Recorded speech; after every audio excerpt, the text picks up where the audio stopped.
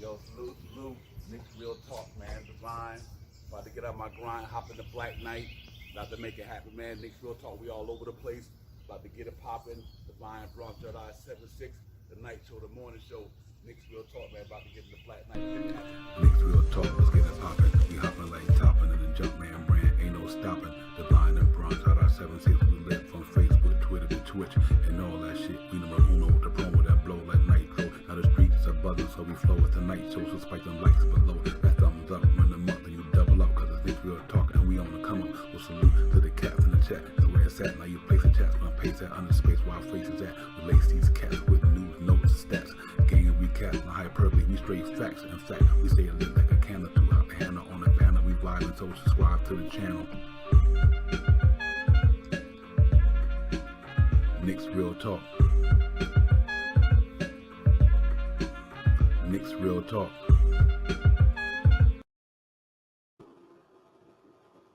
Oh, salute. Nick's Real Talk, man. The night show, Divine, Bronx Sports Jedi. We in the building tonight, man. Salute to everybody out there. Friday night, 4th of July weekend. We're going to get a popping up in here tonight. So everybody get in here, get on it, and get ready to get the content out here. And we appreciate everybody chiming in, man. And we got my man, no myth, one another. My brother, Bronx Sports Jedi. We ready to get it, man. Salute to the chat. Everybody popping in. Shine Q's, Baba Booey. The streets is brother CT. What it do?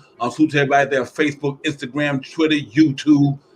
Everybody Twitch. Let's get it popping, man.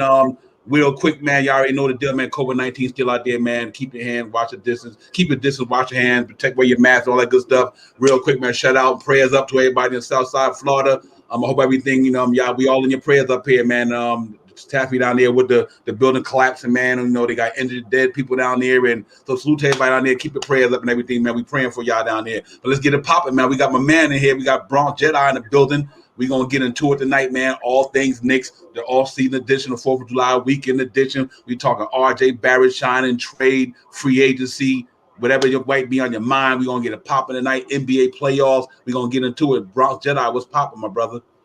What's going on, Divine? What's up, everybody, all the viewers out there in YouTube, Twitter, Instagram, Twitch, everywhere. Salute to everyone in the chat, to Shine Q's, Baba Booey, CT. What's going on? I'm glad you guys are here with us this beautiful Friday, feel good Friday evening of the 4th of July holiday weekend. I'm glad you guys are here with us. We got a lot of talk about the New York Knicks, around the league.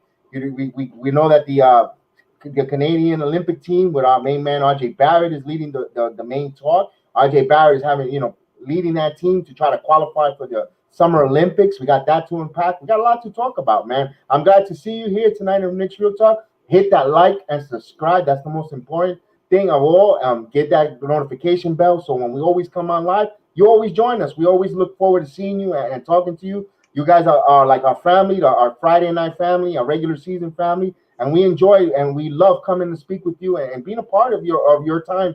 And we appreciate your time. And to us, it's valuable. And we love doing what we're doing for you guys. So salute to everyone in the chat, all the viewers listening to us. And, man, I appreciate it, man. So let's get it, Divine. Yeah. Yes, sir. Real quick, man.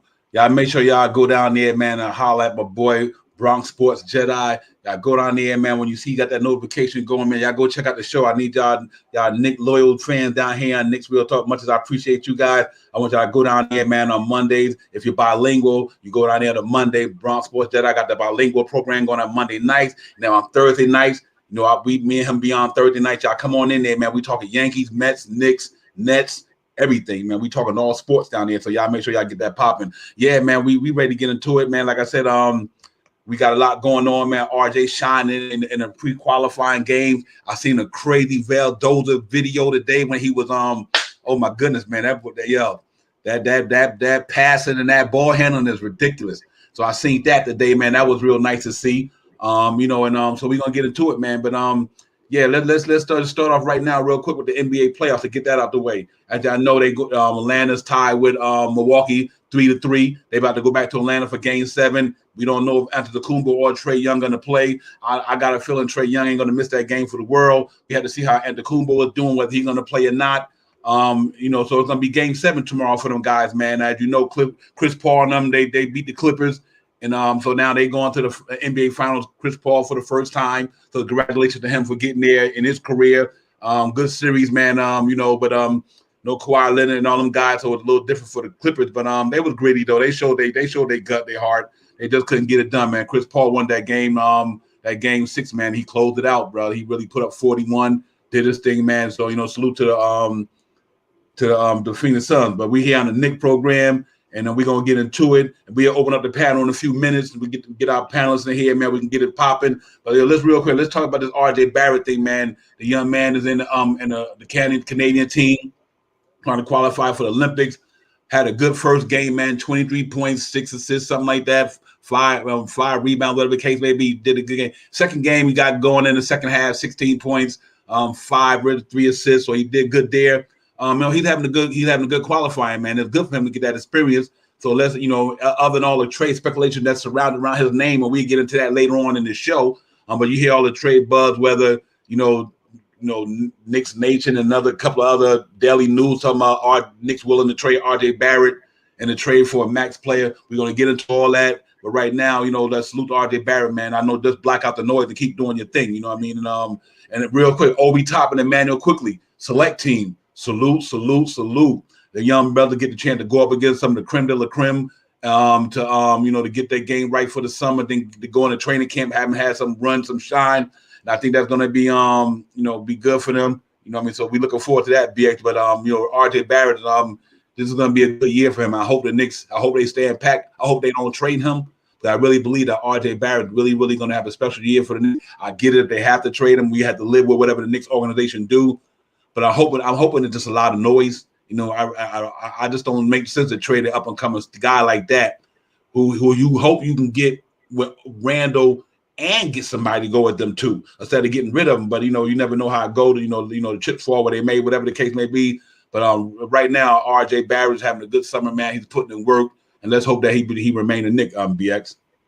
Yeah, absolutely with that. And tomorrow is Game 6, Divine. Game 6 of the Eastern Conference. The series is 3-2, and game we're on a time machine. I think Divine is being Nostradamus. So if you Babui, I know you like to throw a lot of shekels and make some money. You got Divine Damas said it's going to Game 7. So take it to the bank.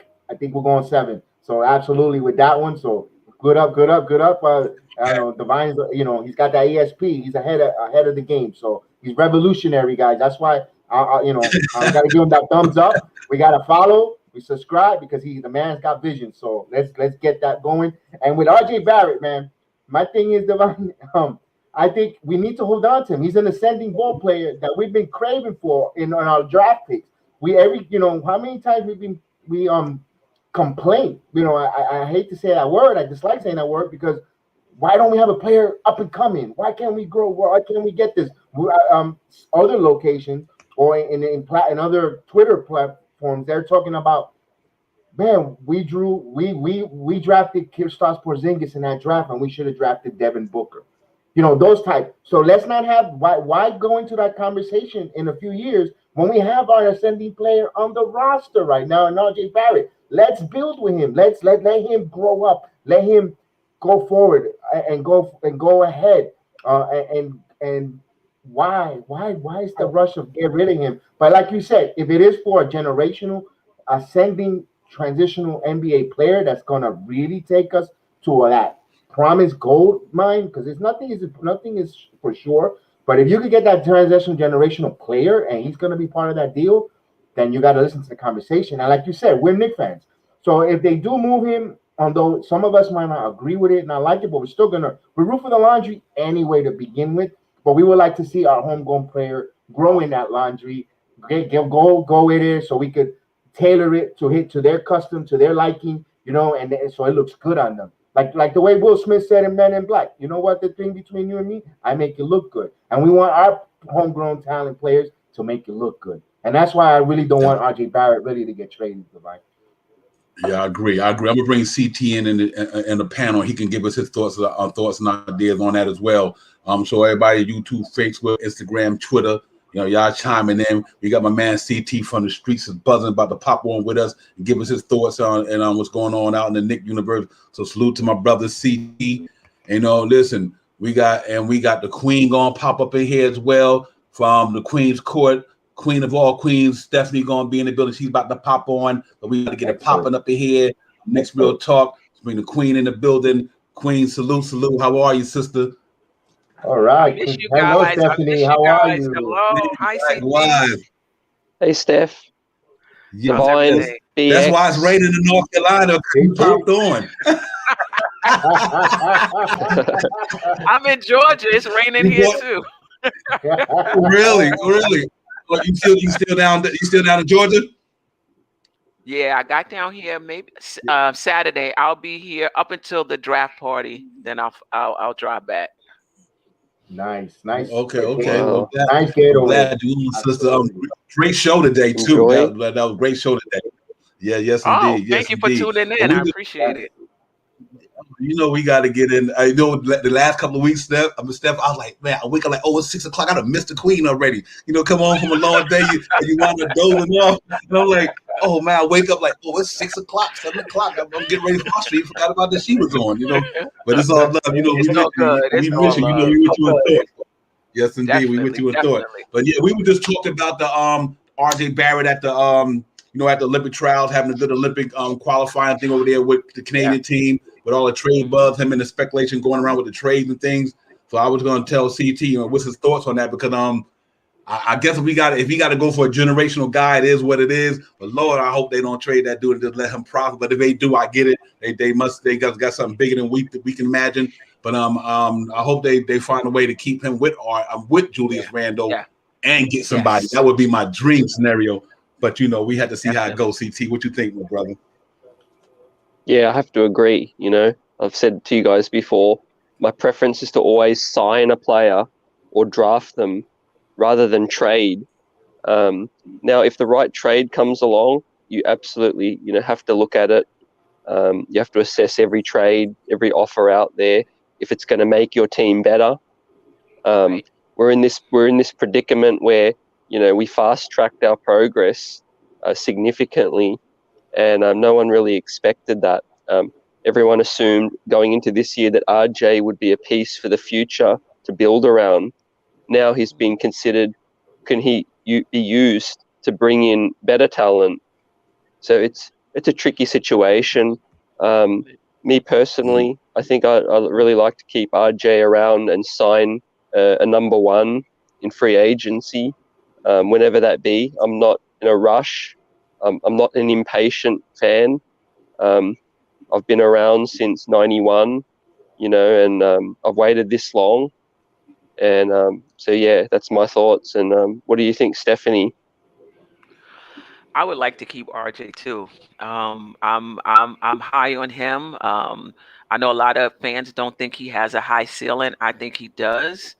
That being said, as I said in the show today, if you can get an all-NBA player in their prime, not an older player whose window is closing, in their prime, you have to consider it. I'm a big Bradley Beal fan, and Bradley Beal is in his prime. He's a perennial all-star, all-NBA type player. Now, you can argue that RJ may become a better defender than him, and, he has more size than him, and I can't argue with that. That's true. But is RJ going to be better than Beal? It's going to take a lot. It's possible, but he's an all-NBA. He's one of the best players in the league, and he's in his prime. So if that comes across your desk, you have to consider it. But I agree. I'm not trading Barrett for no middle-of-the-road guy. I'm not sure. This guy is going to be really good. What I will say, CT, about patience, I'm patient too. But for me, what's Randall popping the way he did kind of has accelerated the Knicks timeline if they think he's the guy.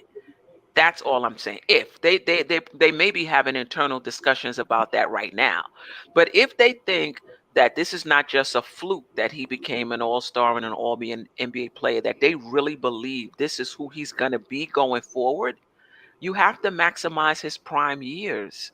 And it may take RJ another 2-3 years to get to that level where he can be a number one or number two.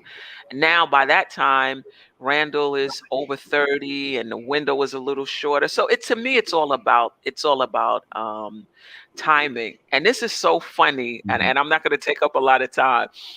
I was on Twitter and somebody reposted an old tweet when they were considering trading KP coming off an injury for Kawhi.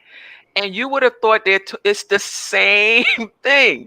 We can't mortgage the future for an all-star. We looking at shiny objects. It was like the same thing. We got to develop through the draft. We got to build down your. And here it is 3 years later, and we haven't built to the draft because the draft is such a crapshoot. Other than quickly, I think, in my opinion, Obi's kind of underperformed compared to where he was drafted. It's a crapshoot, and you want to develop these players. How many players have ascended for 2 and 3 years and then they just leveled out?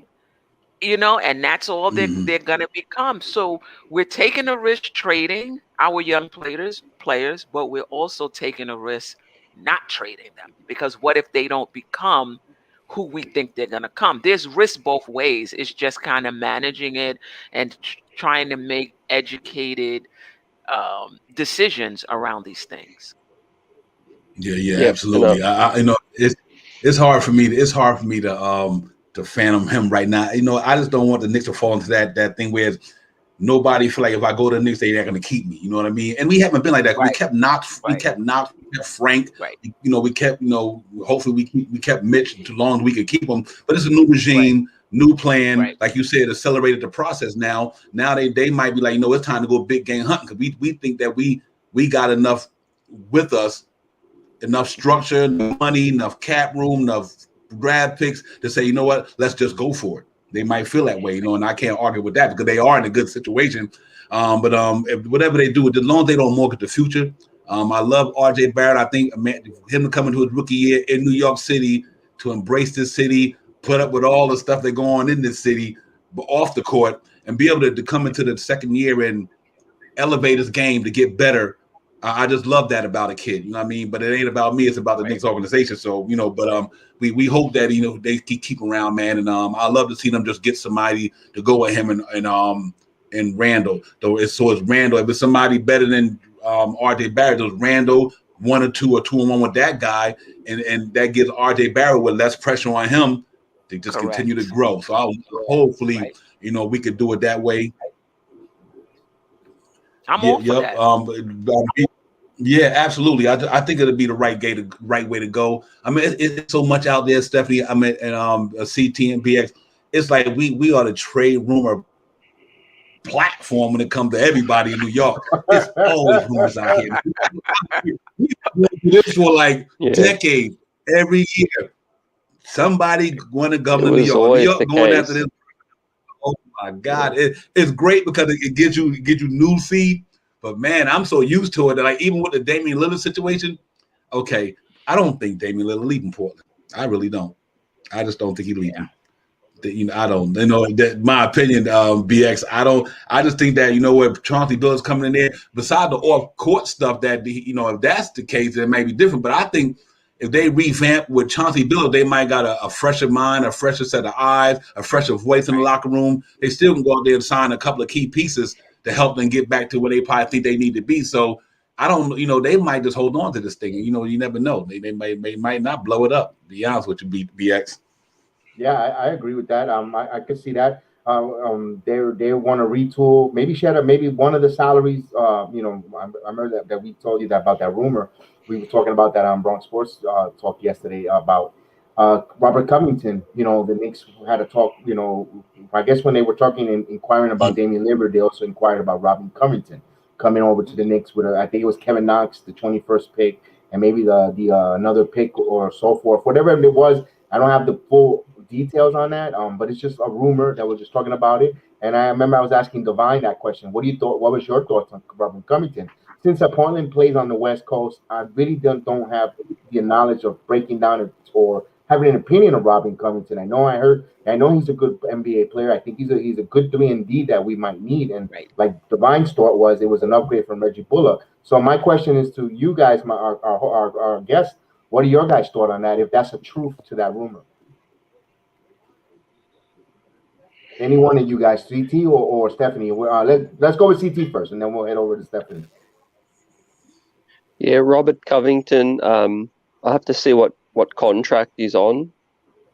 Yeah, he gives you. We have that spot at the wing that we need to upgrade, definitely, and he brings defense, a lot more toughness than what we have. He can definitely take on the opposition's best wing and defend them all game. Allow our best offensive players to save their energy, and can stretch the floor as well. So yeah, that's definitely a name I'd welcome. Okay. Yeah, I agree with CT. I agree with CT. I like him. He can shoot. He could play Bullock's role, right? Bullock guarded the best defensive wing on the opposing team, so he could definitely do that. But he's also good in transition. I don't know if the Knicks are gonna start running. I hope so. And if they do, he's good in transition. So I like him. I'm interested in what the contract is, and I'm okay giving up draft picks for established NBA players. Only because we got a lot of young players on the roster already. We got 5 young players already. So I wouldn't mind giving up draft pick or picks for an established player. Yeah, I agree. I like Robert Covington, what he brings to the table, and not only he's a good perimeter defender, he'll block his shot in a minute as well. He'll get down in the inside and the outside. He'll scrap all over the place. I mean, he's a savvy veteran. Now, I would love to get him and keep Reggie Bullock. You know what I mean? And put Reggie Bullock at the backup 3 with that guy. I would have no problem with that. I just think Robert Covington, he's a seasoned guy. He's not old. He's not that old. He's got to be around Julius Randle range and age-wise. I mean, he was with Philly. Philly drafted him. Then, he moved on. I think if I'm thinking he went to Houston, maybe, if I'm not mistaken. Then he landed in Portland. Minnesota with Tibbs. Yep. I like this. Yep. Yep. And yeah, Minnesota sure did. Yep. And he's a tip type of guy. So I mean, for the 21st pick, and I'll throw in the second. The contract, if I'm not mistaken, that contract is either up in another year or two, or this year, or a year or two. He don't have a long contract, that's for sure. I remember when he signed. I think it was either 2 or 3 years. I had to go. I don't want to do no hyperbole in here, so I had to go ahead and check out, make sure I'm speaking the truth. But I think it's like 2 or 3 years, or 2 years left for sure. It's not over 2. But I would love to have him in here. I have no problem with that. I think he fits what we're trying to do down here. I mean, the wing guy that we need, and just strengthens our bench with Reggie Bullock. I heard another thing where I was looking at Daily Knicks. They were talking about if the Noel and Todd leave, would you bring in for $2 million to $3 million Hassan Whiteside to back up whoever? I would. I was like, oh yeah. I'm like, back up. If it's backing up Mitch or backing up whoever would be at the center spot. That'll be an interesting thing too. Because he can give you a little something. I think left in the tank. We won't be dependent on him a lot, but it's just so much stuff we got going on. Steph and CT and Bronx. We got a lot of options in New York right now this year. And that's where we at. But the Damian Lillard thing, I don't know if that's going to happen. I heard the Miles Turner thing was out there. I'm reading that today. That they looking at that as well, but there's so many things out there, man. You don't know what to believe anymore. You really don't, man. But you don't know what to go. In the draft is interesting because I don't think we're gonna take all 4 players. I like some of the players out there. I had a scenario last week, CT and Stephanie. I want to ask y'all this question: would y'all do the 7th and 14th and Andrew Wiggins for our 19th or 18th and 21st, I think that is, and whoever you had to throw in there? Would you consider that and knowing Andrew Wiggins probably got a couple of years left? and the 7th and 14th pick, all three? Yeah, they give up the 7th and 14th just to shed his contract. They swap picks with us, the 7th and 14th. They got the 7th and 14th. Yeah, and we got this 18th and 21st. Take our Andrew Wiggins contract and whatever you got to do to make it, to make it work. And I think that would be a great move for the Knicks, to be honest with you. I think that'll because be you don't even have to draft the 7th and 14th. You could flip those. You can draft them if you want, or you could flip those for veteran players. Yeah, I would do that. And Wiggins is a very good player. He's gotten much better, actually. He's long. He plays good defense. He's a willing defender. He can shoot, and he's played under Tibbs before. Yeah, I would. Yeah. I was listening to that CT. I just thought that would be an interesting trade. Just it fits the timeline with everything. I can see RJ Barrett, Andrew Wiggins, Julius Randle, and if they bring Mitch back at the 5, I just could see that. I could see that working because he defended very well at that position this year. He really did. He had a good year defending. Shot the 3-ball well this year. He shot 20 points per game. So I mean, and I think that would probably bode well for New York CT if they could pull that off. Yeah, to Steph and your point, absolutely. And I'd like to add that, look for us to be active with Western Conference teams. I think as trade partners, the East is stacked. We've got a lot of rivals right now. Teams looking to improve. I don't see us trying to make or be trade partners with them, try to make them better, unless it's like a Orlando or Washington, maybe someone a bit further down that we're ahead of. Right. And I think Warriors are going to be very active. They're looking to retool. Klay Thompson's coming back. They got those picks that are very high up. There's talk about them being interested in Ben Simmons. And to your point, we heard that Philly rejected a deal with Indiana for Malcolm Brogdon and a first. They're trying to get Ben Simmons out there. Although his value is low, I was about to say you're not parting with an All NBA player for just Brogdon and one first. Right. That's crazy. And I'm not even high on Ben Simmons, but you're gonna have to give up more than that. That's like at least 3 firsts, man. You got to give up at least 3 firsts for him and Brogdon. How do you explain that to Philly fans who went through the process and all that, and all you bring back is Brogdon and a first? Yeah, that's not. Oh, let me tell you, they may take a bag of chips. The Philly fans are really upset with Ben Simmons. So leave it up to them. They would send him for less. Right. It's true. They probably will too. They ain't having it, man. Yeah.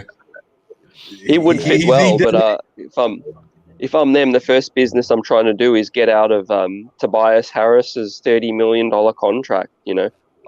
I'm trying to get out of that contract, Yeah. Listen, I hear you on that, but if I can move Ben Simmons first, I would move Ben Simmons. At least Tobias Harris, you're getting a 2-way player. You can't have your point guard. See, with the Golden State, they may not be relying on him for scoring because they got all of those other guys. But still, if you got a point guard that doesn't, not even can't shoot, in my opinion, look like he's refusing to shoot, and you can't play him down the stretch because of the free throw shooting, and you're a championship contending team, that's a tough spot to be in. It's easy to load up on guys like that. And that's why I said they need to score. Like, just being in Australia, Simmons is, a native Australian and was due to play in the Olympics. The fact that he's pulled out again has just left a sour taste in here. And I think it would have been a great opportunity for him to use the Olympics to just, exercise some of those demons and, put up some shots and all in meaningless games. But no, he decided to pull out again and work on his game, which he said last time, and never happened. He probably needs a mental break. He just probably needs a mental break, just away from basketball in general, retool, refocus, just take that, Right. just exhale that, like, just get away from all the noise and then refocus. And I think that young man, it will be improved. I think it'll be better than ever. And you know what? Would it surprise me he'll get the most improved player of the league next year? It wouldn't surprise me one bit. I think he's got But BX, there's a can I reason ask you a why. question? Yeah, sure. Do you think he's working on his game? Do you think he's gonna be willing to shoot? Because to me, he seems almost adamant, because this came up a few years ago, and I think that what was the last coach? Brett Brown, was it? Talked to Yeah, him Brett about it, Brown. and then the next game he didn't even take one shot. Like, I'm not changing my game. Like, this is who I am. I'm just not gonna do it. So if I saw some improvement in his shot taking, I would be very encouraged. But it just seemed like he's just decided, I'm not going to do it. So I guess my question is to you is, do you think that's going to change? Do you think that he's going to be more willing to shoot? I think he might be able to, because he knows he's going to be out of the league if he doesn't. Yes, he's going to make that first contract, but then after that, he's just going to, he's not going to be. He's going to be an untouchable, undesirable, out of the league. But if he wants to stay in the league, if basketball is his number one love and passion, he will make whatever adjustment he needs. I'm not going to say he's going to come out here lighting the world on fire, but would it Right, surprise me? I wouldn't be surprised either, because that kid has the talent. He's been an All NBA All Star. He's been an All Star right, and coming up. So there's something in there that got him to that level and that degree. It could be something in his head. Who knows? This is all speculation. But I think he just right, needs some time away from the game right now, and with this off season. I'm glad, it may, yes, it's bad. It feels bad that he's not representing his country, your country, CT. But maybe the kid needs just a couple months just away just by himself. Or who knows if he's going to see a sports psychologist, whatever the case is, or just to disconnect away from basketball. Refocus on, and say, what, I do have the love for basketball, but you know what, it's good that I took Excel, and maybe he'll come back better than ever. I'm just trying to see something positive for him. Hopefully he just, he's not my player on my team either.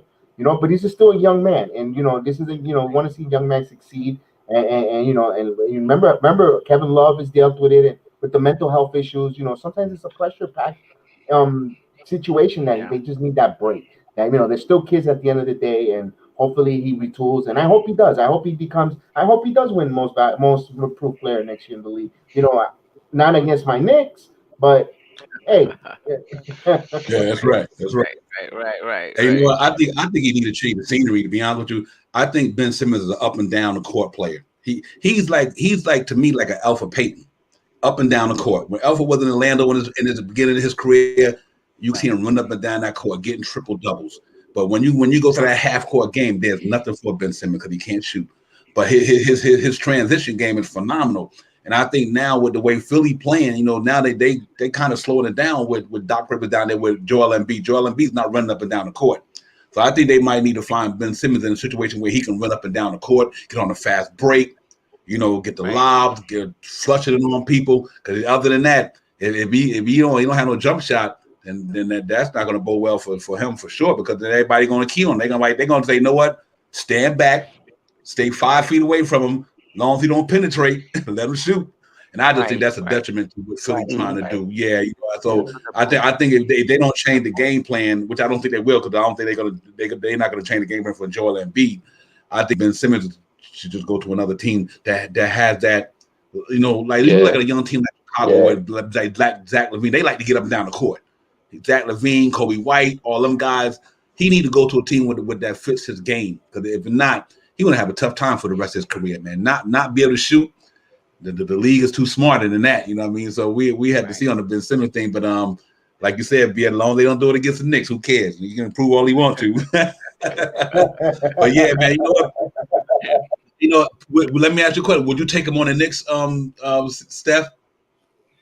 No, I spoke Thank you. about this at length. Me and Josh going back and forth, back and forth.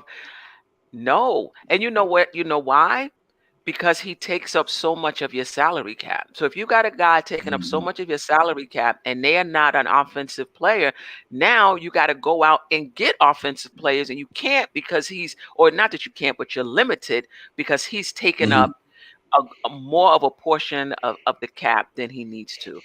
So no, I would not. But if I saw a little small trajectory in his shooting, like we're seeing with Lonzo Ball, see that little trajectory? Yeah, I would. Yes, I would. Mhm. But because he's so one-dimensional, not one-dimensional, just not offensive minded as far as the shooting, I wouldn't do it. Mm. Right. Yeah, Do you that's a think- tough call. Let me ask you this, David. Do you think he fits a Greg Popovich system? But at some point, even in pop system, right? Like that they're moving the ball around and whatever, getting it to the open man. He would fit, but come playoff time, they're Yeah. gonna still be able to key on him and take him out of the game. That becomes the issue. Right. Mhm. Yeah. I think no Now matter with what Golden system he State, in. maybe, but even with Golden State, Golden State might be the best. They got a lot of shooters around them. They don't really need them to shoot. But they're just gonna Salary. lay off, you know? Is The that like you salary, said, the salary. salary is a killer. And just Yeah. to bring you Robert Covington is making $12 million a year, and I think it's Ooh, what? 2 years.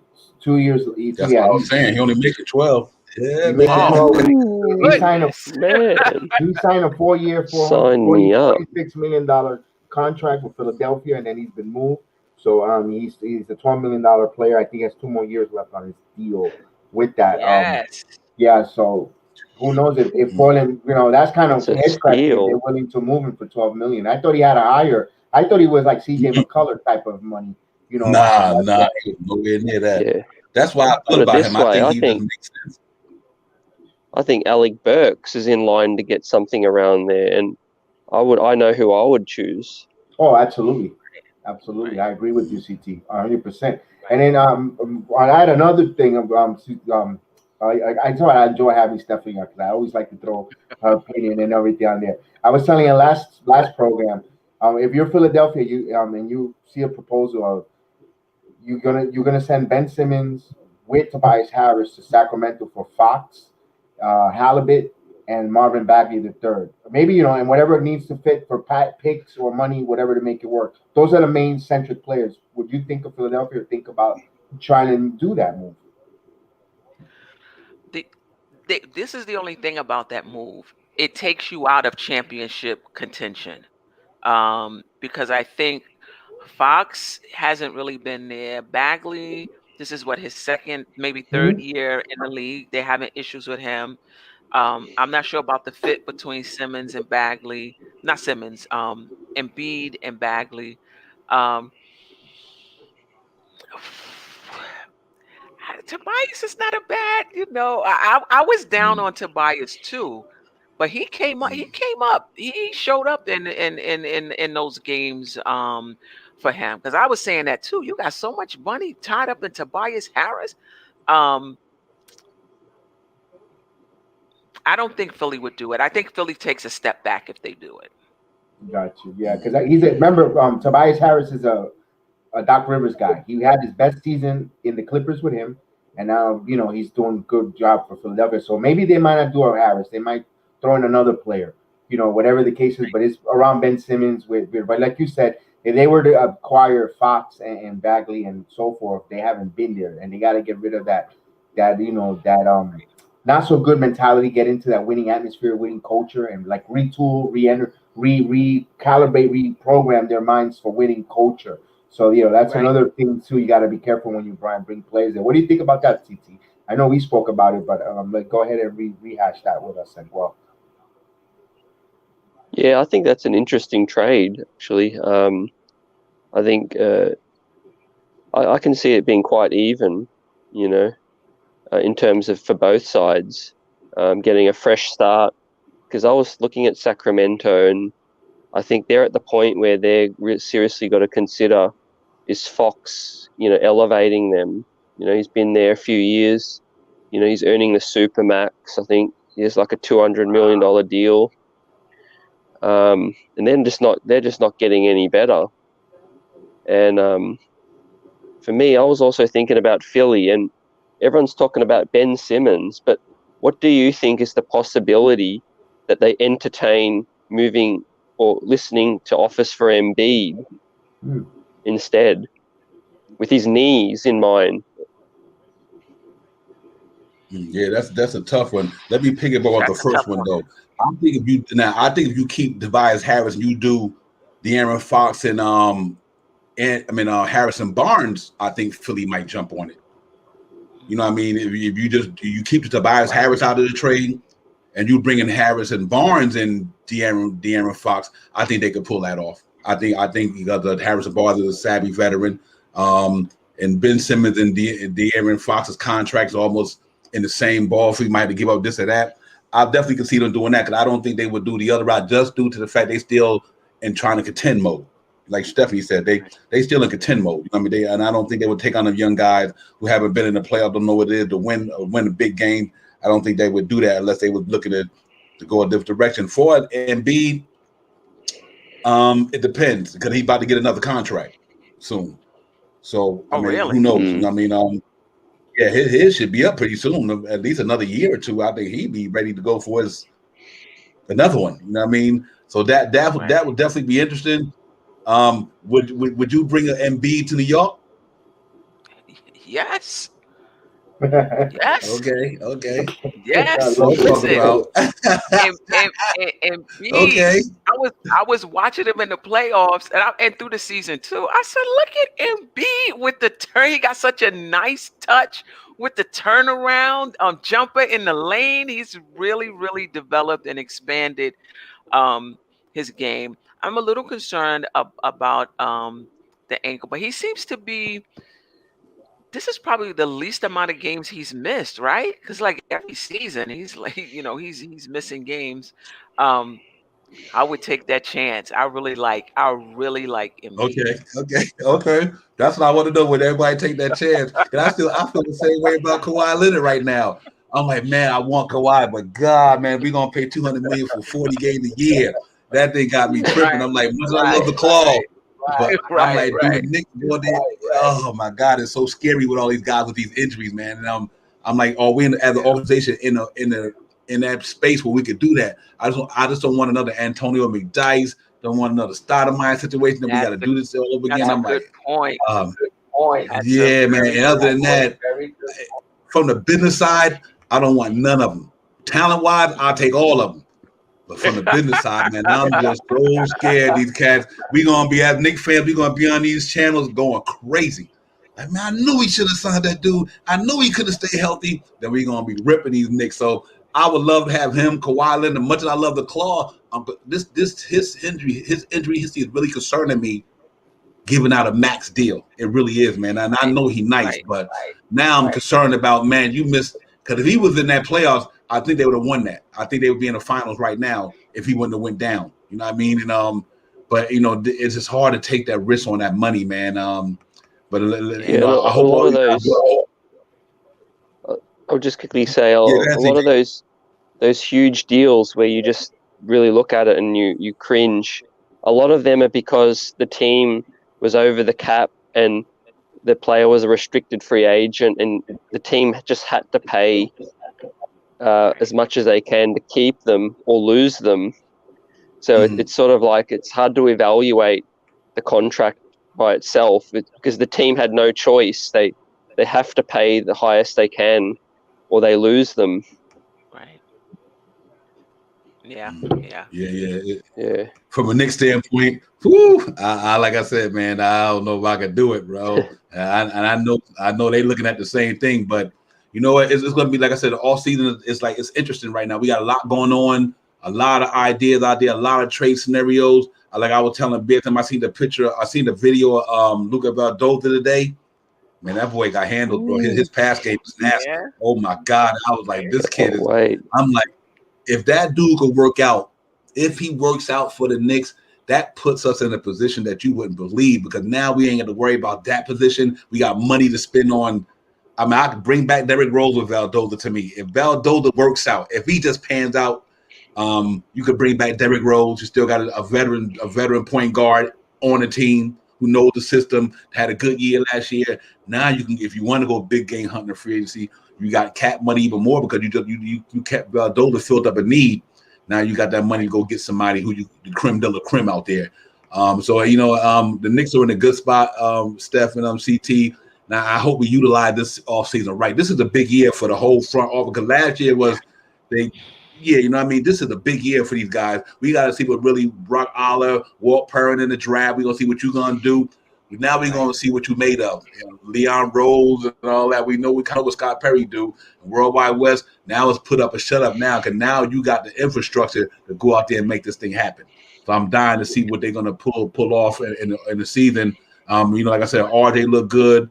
I like to see. I'm glad that quickly and Obi got to the select team. I think that's going to bode well for them guys. Be able to practice against them superstars and be among some of the best players in the league to get that education, bringing it back to training camp. I think that's going to be a big year for them. I think quickly, I think he's going to have a good year too. I think he might be the key to us making a lot of moves. They might say, we think this guy's going to be ready this year. That also changes the game as well, y'all. So BX, man, I like where we at, man. I just think that if the Van Dola thing pan out, I think we're going to be good right there. Yeah, July 26th is going to be very big for the path to the New York Knicks, because that's when we get to see Luka Valdoza on the floor. We get to see him play. If he goes out there, let's say he goes out there and he gets 10 assists for Argentina and so forth, and looks great with the ball handling and all that. The scoring will come eventually, but I'm looking for the ball handling and the assists and setting up the Argentinian offense.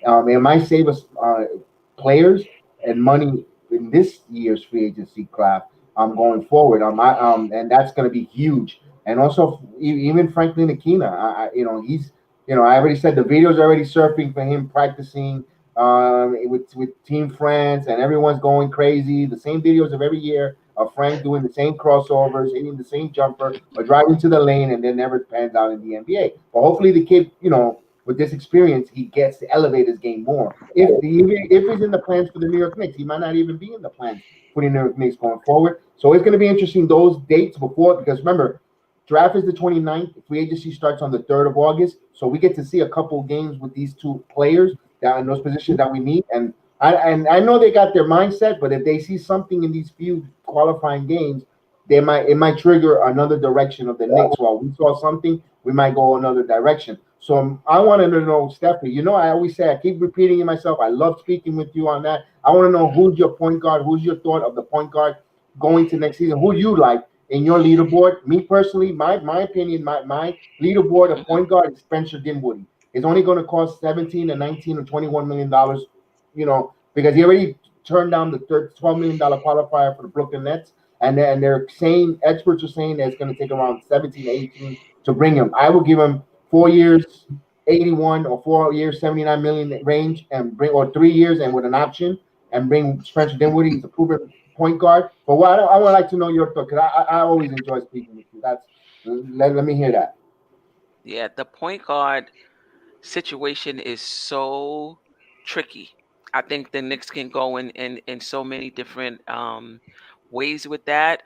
I have yet to rank them, though. That's a good idea. I have yet to rank them. But I like Dinwiddie.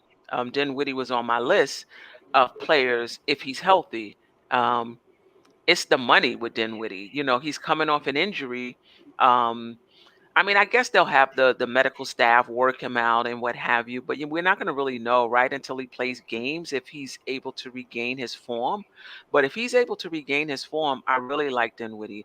Listen, before the Nets trade, he was averaging 20 points, I don't know, 6 assists, like, and he could score with the best of them. If he gets hot, forget it. Mm-hmm. And the Knicks need somebody like that who can go and get their own shot. So I'm high on Dinwiddie if he's healthy.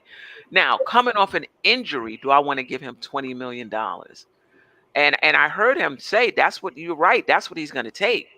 he said he turned down 12 million. He talked about what the going rate of guards are in this league. So he already knows, pretty much around, what his value is. That's the only thing that scares me about him. He's coming off an injury and we don't really know. So I like him.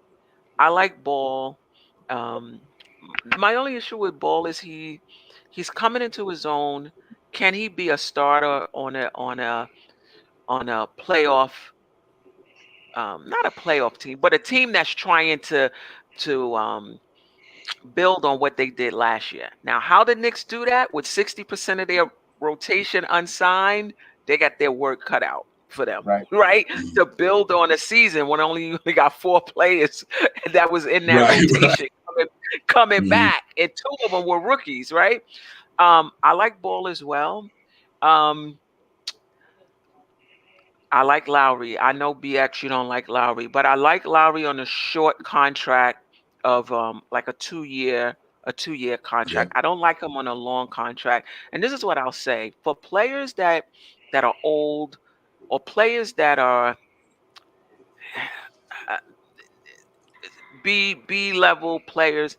No, put it this way. For players that are old, I'd rather overpay them and sign them to short contracts than to have them be 37, 38, 39 years old, collecting, $20 million, and they're not contributing to the team. Give them 25. I know we overpaying, but it's a 2-year contract, and then we're done with it. Yeah, I agree with that. I think that's going to take Spencer Dinwiddie. I think Dinwiddie's going to take. I'll be real brief, Divine. It's two. I think he'll get a 2-year deal with Dinwiddie, and you. With the point is, prove it to us, because the Supermax will be available for you if you return to form. Maybe that might be intriguing, and plus you're going to go across the rivals to the Knicks, and you're going to stick it to the Brooklyn Nets for breaking your team up with Caris LeVert, Barrett Allen, and so forth, to bring these high-priced guns. Come on over to the real New York team, where we're going to really give you media capital, and now you could be able to get a Supermax in 2 years. Bank on yourself, but you're still going to make your money if you want. We'll give you the 2 for 40 or 2 for 42, and with that option, I think that could bring LeVert in here. And if it's a short contract like that, I would definitely do that. Maybe 24. You probably get both of them on a short contract. You probably get him and Dinwiddie on that contract and move RJ to the 3. But here's one out there I think people got to keep it. He's not a veteran, but I think his game's New York, the way he played, Colin Sexton. I think if you throw Kevin Knox, a couple of picks, you might have to add another player, because I think they're going to move him. I think now they got that 4th pick in Cleveland, whatever the case may be. They looking at one of them. They got a possibility of getting one of them boys, them young boys up there that's really going to blend in with that team. So, Colin Sexton, I mean, that's a bulldog. He got a New York mentality when it comes to playing on the court. He hard. Right. He goes like a bull. You know what I mean? His game, he had a good game. His game has improved ever since he's been in the league. So I mean, that's another. In his contract, he don't have I think he's on his rookie deal still. So you get him on his rookie deal. If he pans out, you extend him. If don't, you only gave up Kevin Knox and a pick, whatever. You know what I mean? So I like him out there. But I like the Kyle Lowry thing for two reasons. One, like Steph said, you give him $50 million for 2 years. 2 years, the money come back to you. It ain't no big deal. The Knicks you get Kyle Lowry for 2 years. You go for it. In 2 years, the Knicks don't win nothing. You don't re-sign them. By then, you let them go. But anybody on a 2-3 year deal, 2 year, especially 2 year deals, I don't have a problem taking on deals like that. I know, right. Because in 2 years from now, we get the money back. It ain't no big deal. 2 years go so fast in the NBA. You know what I mean? So the Knicks are in sort of a good place at the point guard situation. But I do believe, I'm hoping this Valdoza. Like I said, I got that Kobe Bryant feeling with this dude. Like Kobe said before he passed, God rest his soul. He wanted Lakers to grab that dude along a couple of years ago. You know what I mean? Or it might be 3 years now since he passed away. But the kid got magic. He know how to play the game. He's a really good, savvy, fundamental basketball player. He know how to. We need guys who know how to get that ball to you in the right spots. But that's why I like Kyle Lowry too. Excuse me, Steph and CT. He's a way better shooting version of Alpha Payton. That's what Kyle Lowry is to me. He a doubt. No doubt. bulldog, right? A bulldog. He go hard, but he can shoot the ball though, and I think that opens up a lot when you got to come up on him, because if you leave him open, he's gonna knock down that tray. I think that was the Knicks' Achilles heel. I mean, much as I love Alpha Payton, I think because he couldn't shoot the ball, that it was kind of like a detriment to us, because now teams were just backing off him, double teaming everybody else. They knew he wasn't gonna pop that three. But I think with a player like Kyle Lowry, he get into you on the defense end. He'd shoot that three ball. He'd go through the lane too. See, Lonzo Ball, I love Lonzo Ball. That's one concern I have. When you in a half-court offense, can he break down the defense to get in that lane? That's my only issue with Lonzo Ball. Other than that, I'll take that boy in a heartbeat. You know what I mean? To be honest with you. That's a good point. Yeah. But I think he's gonna get his. But that's another place you got to keep an eye on, man. What's going to go on out there in New Orleans? That's going to be interesting. I really do. Now that Van Gundy's no there, he's no longer there. Stan Van Gundy. Right. You know, I wonder what Dave Griffin going to do out there. You know what I mean? Or are they going to bring in somebody to try to get that thing over? No coach. No coach. Not that I'm aware of. Neither has Orlando either. There was speculation where, you know, I didn't even recall the conversation we had in the trade deadline this year that I said Anthony Hardaway was going to be considered and all that. And then they were, you know, I don't know why they pulled away from Becky Hammond, and she's becoming the Eric Bieniemy of the NBA. You know, every team is interviewing her. She interviews great, and everyone seems to leave her in the altar. You know, I'm hoping, I'm still cheering for Becky Hammond here in Orlando to become the next head coach of the Orlando Magic. All the rumors surfaced Hardaway, but now he declined again. He saw you bought Larry Brown as his bench coach to be on there. You know, so I don't know, you know, if that's just for him going to take over. If Hardaway does bolt to the NBA, who knows? If, you know, so that's still available. I am hoping that she becomes the next Magic coach. I think it'll really excite the fans here in Orlando. The city will be, you know, no pun intended, the city will be buzzing here in Orlando big time.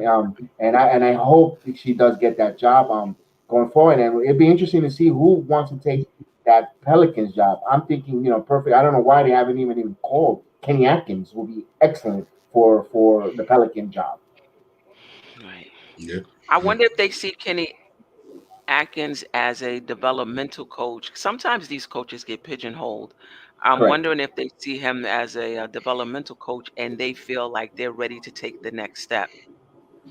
Then you can say that then Orlando will be a good place for Kenny Atkins, because they're developing, you know, with all these draft picks, Cole Anthony, Markey Fultz. You know, they got a good young talent here in Orlando. You know, it's under the radar right now. You know, remember Isaac is coming back from his injury. You know, and they're under the radar. They get the right coach who could implement a system, develop you know, and they'll be, you know, dare I say, they'll be, you know, if there's a playing game or even buying for the 7th, 8th seed next year, if everything breaks right with the right coaching staff. So, you know, we'll see on that as well. Yeah. CT, let me ask y'all a question real quick. Because I think the Eastern Conference is going to be tougher next year. I think Boston going to get better. I think them bringing in Al Horford is going to help them a great deal. I think that was a really good move to send Kemba Walker out and bring in Al Horford. Sure. And I think Yume Udoka got to prove himself as a now he's a head coach instead of assistant coach. But I think they got the pieces in place with Al Horford there, and I think they're going to get better. I think the Nets come back more healthier at the whole off season. Philly probably retool. So I'm wondering what we're gonna have to make some moves to stay, because I think Indiana gonna get better. I think Rick Carlisle gonna bring the best out of them on the defense level. You know, right? Miami they're gonna get better. I know we have to do something. I don't think we can stand packed with this team and think we're gonna stay fourth in the Eastern Conference next year. I just don't think that's gonna happen. Oh no.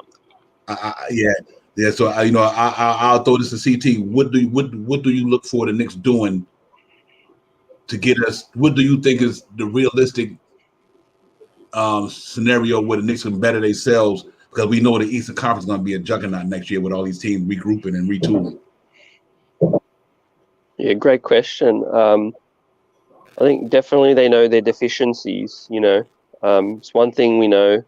Thibodeau, he's a very experienced coach, in tune with the front office. They'll be having conversations daily as to what they need to do to improve, and that the East is coming. And these guys know, and I think they even quoted that each season has a mind of its own. And you finish fourth one year, it doesn't guarantee anything. And especially in the pandemic year with empty arenas and things of that nature. So I think what will set the tone is draft night. We keep going back to that. I think it's going to tell us a lot, whether we package the picks and we try to get a vet, or we make a strategic move. We take on some salary cap, maybe for some future assets, all of that. But I think the given things for me is that we'll upgrade the one spot. I don't think Alfred will be back. I think D Rose and Bildoza are the two players to solidify the bench.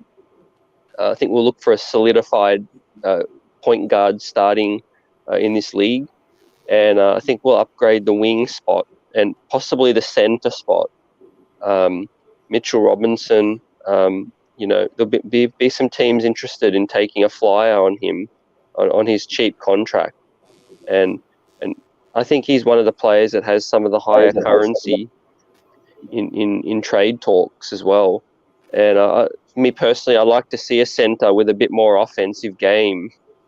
You evaluate teams in the playoffs, and in that spot, it's all good to provide shot blocking, rim protection, but if you can't get any offense from the 5-man, then it makes it really tough. It's 4-on-5 on offense, and to the point guard question, I really like to see us get a bucket getter. I like a Terry Rozier, and I also like Malcolm Brogdon.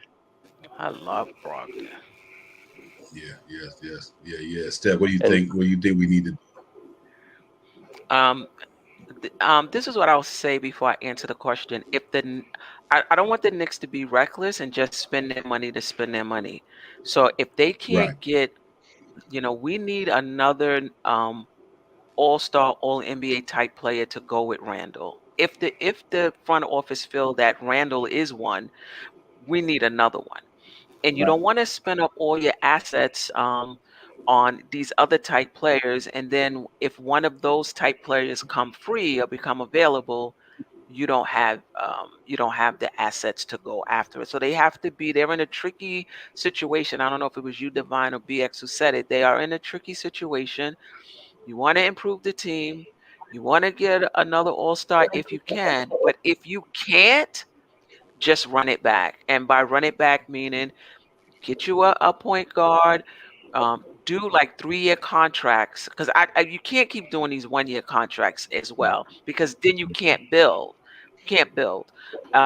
So do like 2-year contract, 3-year contracts with a 3rd year as a team option if you can get players to sign them, right? Don't do long contracts. Do team-friendly contracts that you can kind of get off of if a cat becomes available or something like that. So we have to upgrade the point guard position. Like, listen, we can even bring, if we can't upgrade the wing, then we can bring back Bullock. But you can't bring back Alfred Payton at the one. Like, you cannot. You have to do something at that position. Now, Vildoza may be it, but we haven't seen him. Like, I don't know if you could just say, I'm not going to sign a point guard. I'm going to go with Vildoza because he's looking good, when he's playing overseas or maybe in the Olympics. We haven't really seen him against NBA competition. So, you can't bank on that. So we got to get a guard, as CT was saying. I would like another wing with a little length. Now, I say that, but at the same time, I'm not going crazy because they have been undersized 2s and 3s that get the job done, right? So everybody is all wingspan, but we got to think of players, tough players that understand the game, know how to play. And if they do have some length, I would be happy. And then also we need a 5. Is Mitch becoming injury prone? We don't know. We need somebody back there. I don't have a problem with Whiteside as a backup. But this is the thing about moving on from Mitch, and you're right. He doesn't have an offensive game, but neither does Clint Capella, and they seem to be doing okay because they have so much shooting around them that it's okay that Clint Capella can't get his own shot, because the fact that he's a lob threat does open up the key for Trae Young. But if we move on from Mitch, one of the things that's underrated in Mitch's game is his pick and roll defense. His pick and Yep, roll absolutely. defense, I don't know the advanced stats, but it has to be near elite.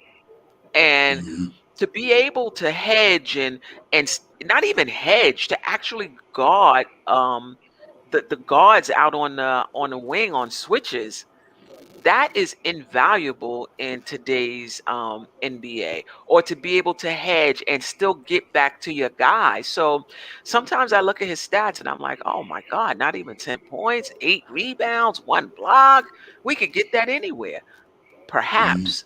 But that pick and roll defense, we can't undervalue his pick and roll defense. It changes Absolutely. everything on the defensive end, makes it easier, makes it easier for us. So I don't know where Miles Turner is in terms of his pick and roll defense. I know he can shoot the three, he can rebound. I mean, I don't think he's as great a rebounder as he probably should be for his size, but he definitely protects the rim.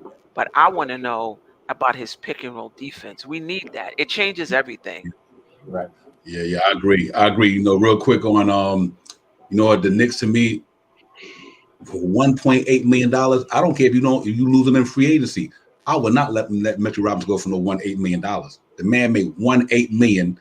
He giving you all that talent for one more year. You do, unless you have to trade him in a big trade. But for $1.8 million, he's a better offensive rebounder than Nerlens Noel. I mean, I love Noel, but Noel, oh my God, he was killing me in parts of the season because he can't offensive rebound. He's too frail. You know what I mean? I love him though, but I would not take him over Mitchell Robinson. To me, because I think Robinson is a better offensive rebound. He can get you more points alone just off his lob game, but now his offensive rebound will put back dunks and all that. I always tell people, Kareem had a sky hook. That was probably his primary move, but you couldn't stop it though. Right. Richard Robinson, his primary move right now might be lobs and putbacks, but until you can stop it, I'll take it. If he can give you 15 points just straight dunking, that's 15 points. But I like it for $1.8 million. I would love the Knicks to hold on to Mitchell Robinson. Even if you get Miles Turner, if you could keep Mitchell Robinson with Miles Turner and have both of them, because it's hard to take that talent away for $1.8 million. The Knicks would be foolish to let that go. I mean, I know he might not be what people thinking, but for $1.8 million, you're not going to find that in the NBA this year. No, not for $1.8 million. For 1 year, keep him. I don't care if you lose him next year. He go wherever you want to go. You don't sign him for, or you trade him at the deadline. Or you might trade him at the deadline. You know what I mean? You go to the trading deadline. Say, okay, you know what? We got something out there. Mike's going to push us over. We got to send Mitch out of here. But the Knicks should come into the season with Mitchell Robinson. I like the Kelly Oubre thing. I like his length. I like his athleticism. He's a tough-minded player. I think you can get him for a really good. I don't think you got to give him too much money. I mean, I think even if you give him $15 million, you give him 3 years with a team option for the third year. That's feasible. I think him and Reggie Bullock will hold that 3-down spot pretty well for the Knicks. And like you said, the point guard spot. That's what I think the Knicks need to pretty much for me. Steph, CT, and BS. Like just get and do what you're gonna do with the point guard spot. Get a wing that can do what he's gonna do. And I say keep Reggie Bullock, and I would say hold on to Mitchell Robinson just because of that contract. And I really believe that kid. He gonna come back. Hopefully, I'd rather take a risk on $1.8 million than take a risk on $30 million of an injury-prone player. You know what I mean? It just that can help your team out. You know what I mean? So that would be me, BX man. I think we get somebody like Kelly Oubre. Unless we do a trade that's going to bring a significant. I heard a trade out there that somebody said, Karl Anthony Towns and Beasley. It was for one of our major players. I don't know if it was Randall or RJ, but if you can leave RJ and Randall there and bring Beasley and him in, and you package them guys with something else other than them two guys, I think the Knicks might have to look at that. I think Karl-Anthony Towns got 2 years left. He putting up 24 or something. I know he's not everybody's favorite player, but for a 7-footer who can stretch the floor, him and Randall, I think, complement each other so well because both of them can play inside, outside. If he stretched the floor, Randall can go down in the post every now and then and get some work done down there. Randall is not going to cut it just shooting jump shots from the rest of his career because they're going to start – when the jump shot is off, Knicks going to fall. That's what happened in the Atlanta series. When them jump shots ain't falling, they ain't got nothing else going for them. We need somebody who got an inside-outside game, and I just think that if you have a player like that who can get it inside and outside, I think it helps Randall. And Beasley just a phenomenal three-point shooter. He can get it done. I know his defense. I know everybody speculates about his defense, but for 2 years left on Karl-Anthony Towns deal, I'm gonna have to think about that. But other than that, man, I'll go with the Oubre. I go with Oubre in a point guard for sure. BX. Yeah. And to circle back on College Sexton only makes $5 million and he has 2 years left. I don't think you need to trade too much. You could probably trade. I will give up this year's 18 pick, and 18 and for College Sexton. I think will the Cavaliers take it. I think that'll be one of the best. Or if they come draft night and there's a player that they like on their board at that pick, you want to make a deal for Sexton for that pick. You're gonna have to consider it. 5 months only gonna cost you $5 million. So and you're giving up this pick, you still got the 21st pick. And if history repeats themselves, the way they drafted last year quickly, it'll be great. And Stephanie, you're on mute. I want to hear your point on that one. Okay.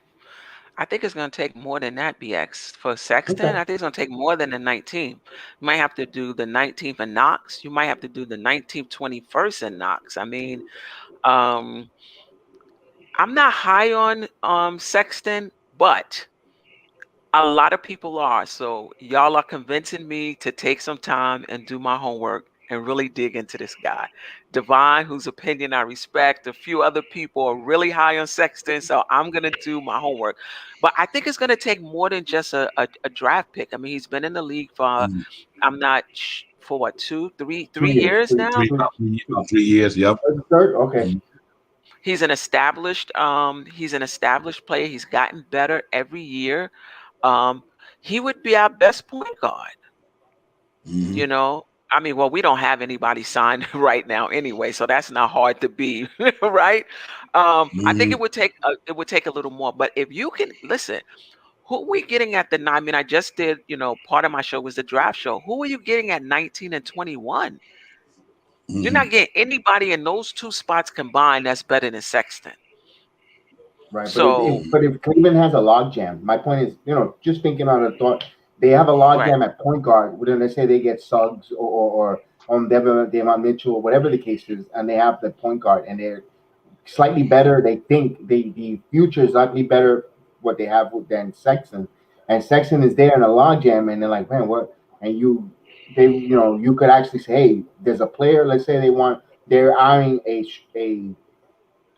a power forward that they want to bring in, or they want to set salary. You could go ahead and take that salary off of him, and you could involve Kevin Knox. I don't know if they like you said. I think that'd be.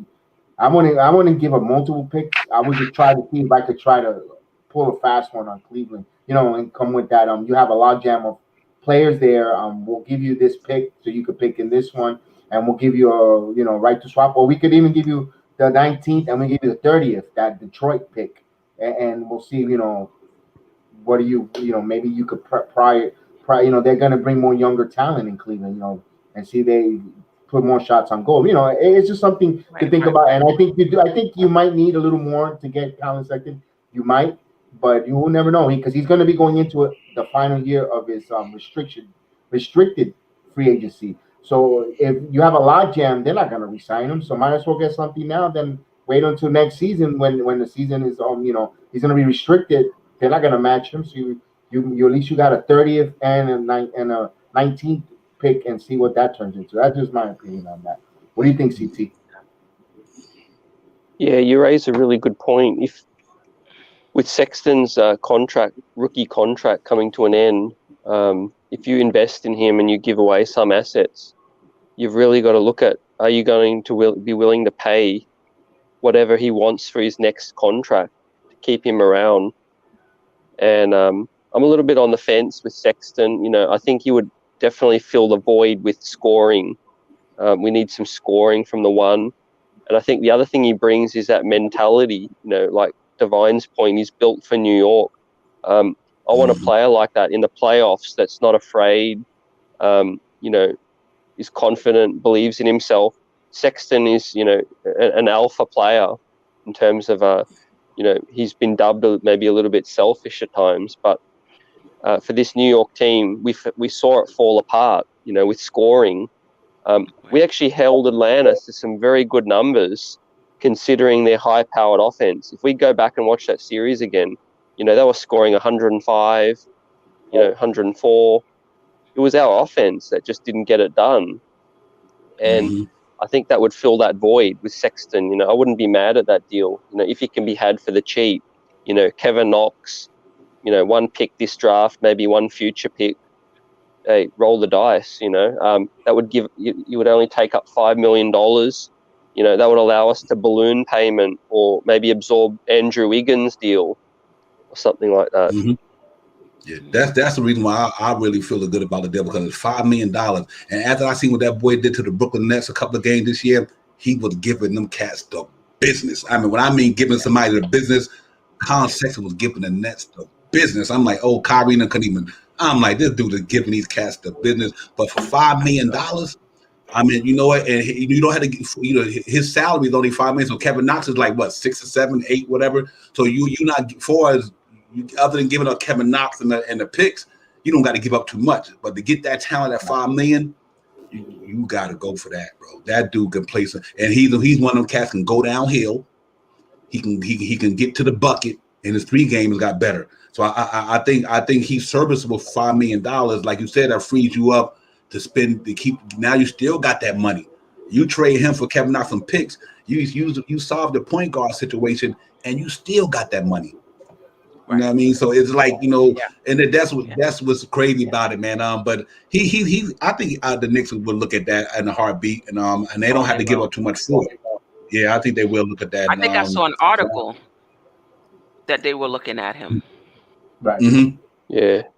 And Dinwiddie, I think they'll, because Dinwiddie, I heard, might want to stay in New York, you know, and what better to stick it to his former team than ball out for the New York Knicks, you know? Correct. I thought he wanted to go home to California, no? That's what I thought too. Yeah, I didn't realize. I thought he wanted to go to back to California myself. But there's neither the California teams fit. I don't think Los Angeles has in terms of money, right? Money, right. That, you know, that's where. I'll tell you though, one player I don't want them to even look at is that player in LA, Dennis Schroeder. You know, he's commanding 100 to 120 mil. So that's too much. I'm gonna have to pass on that.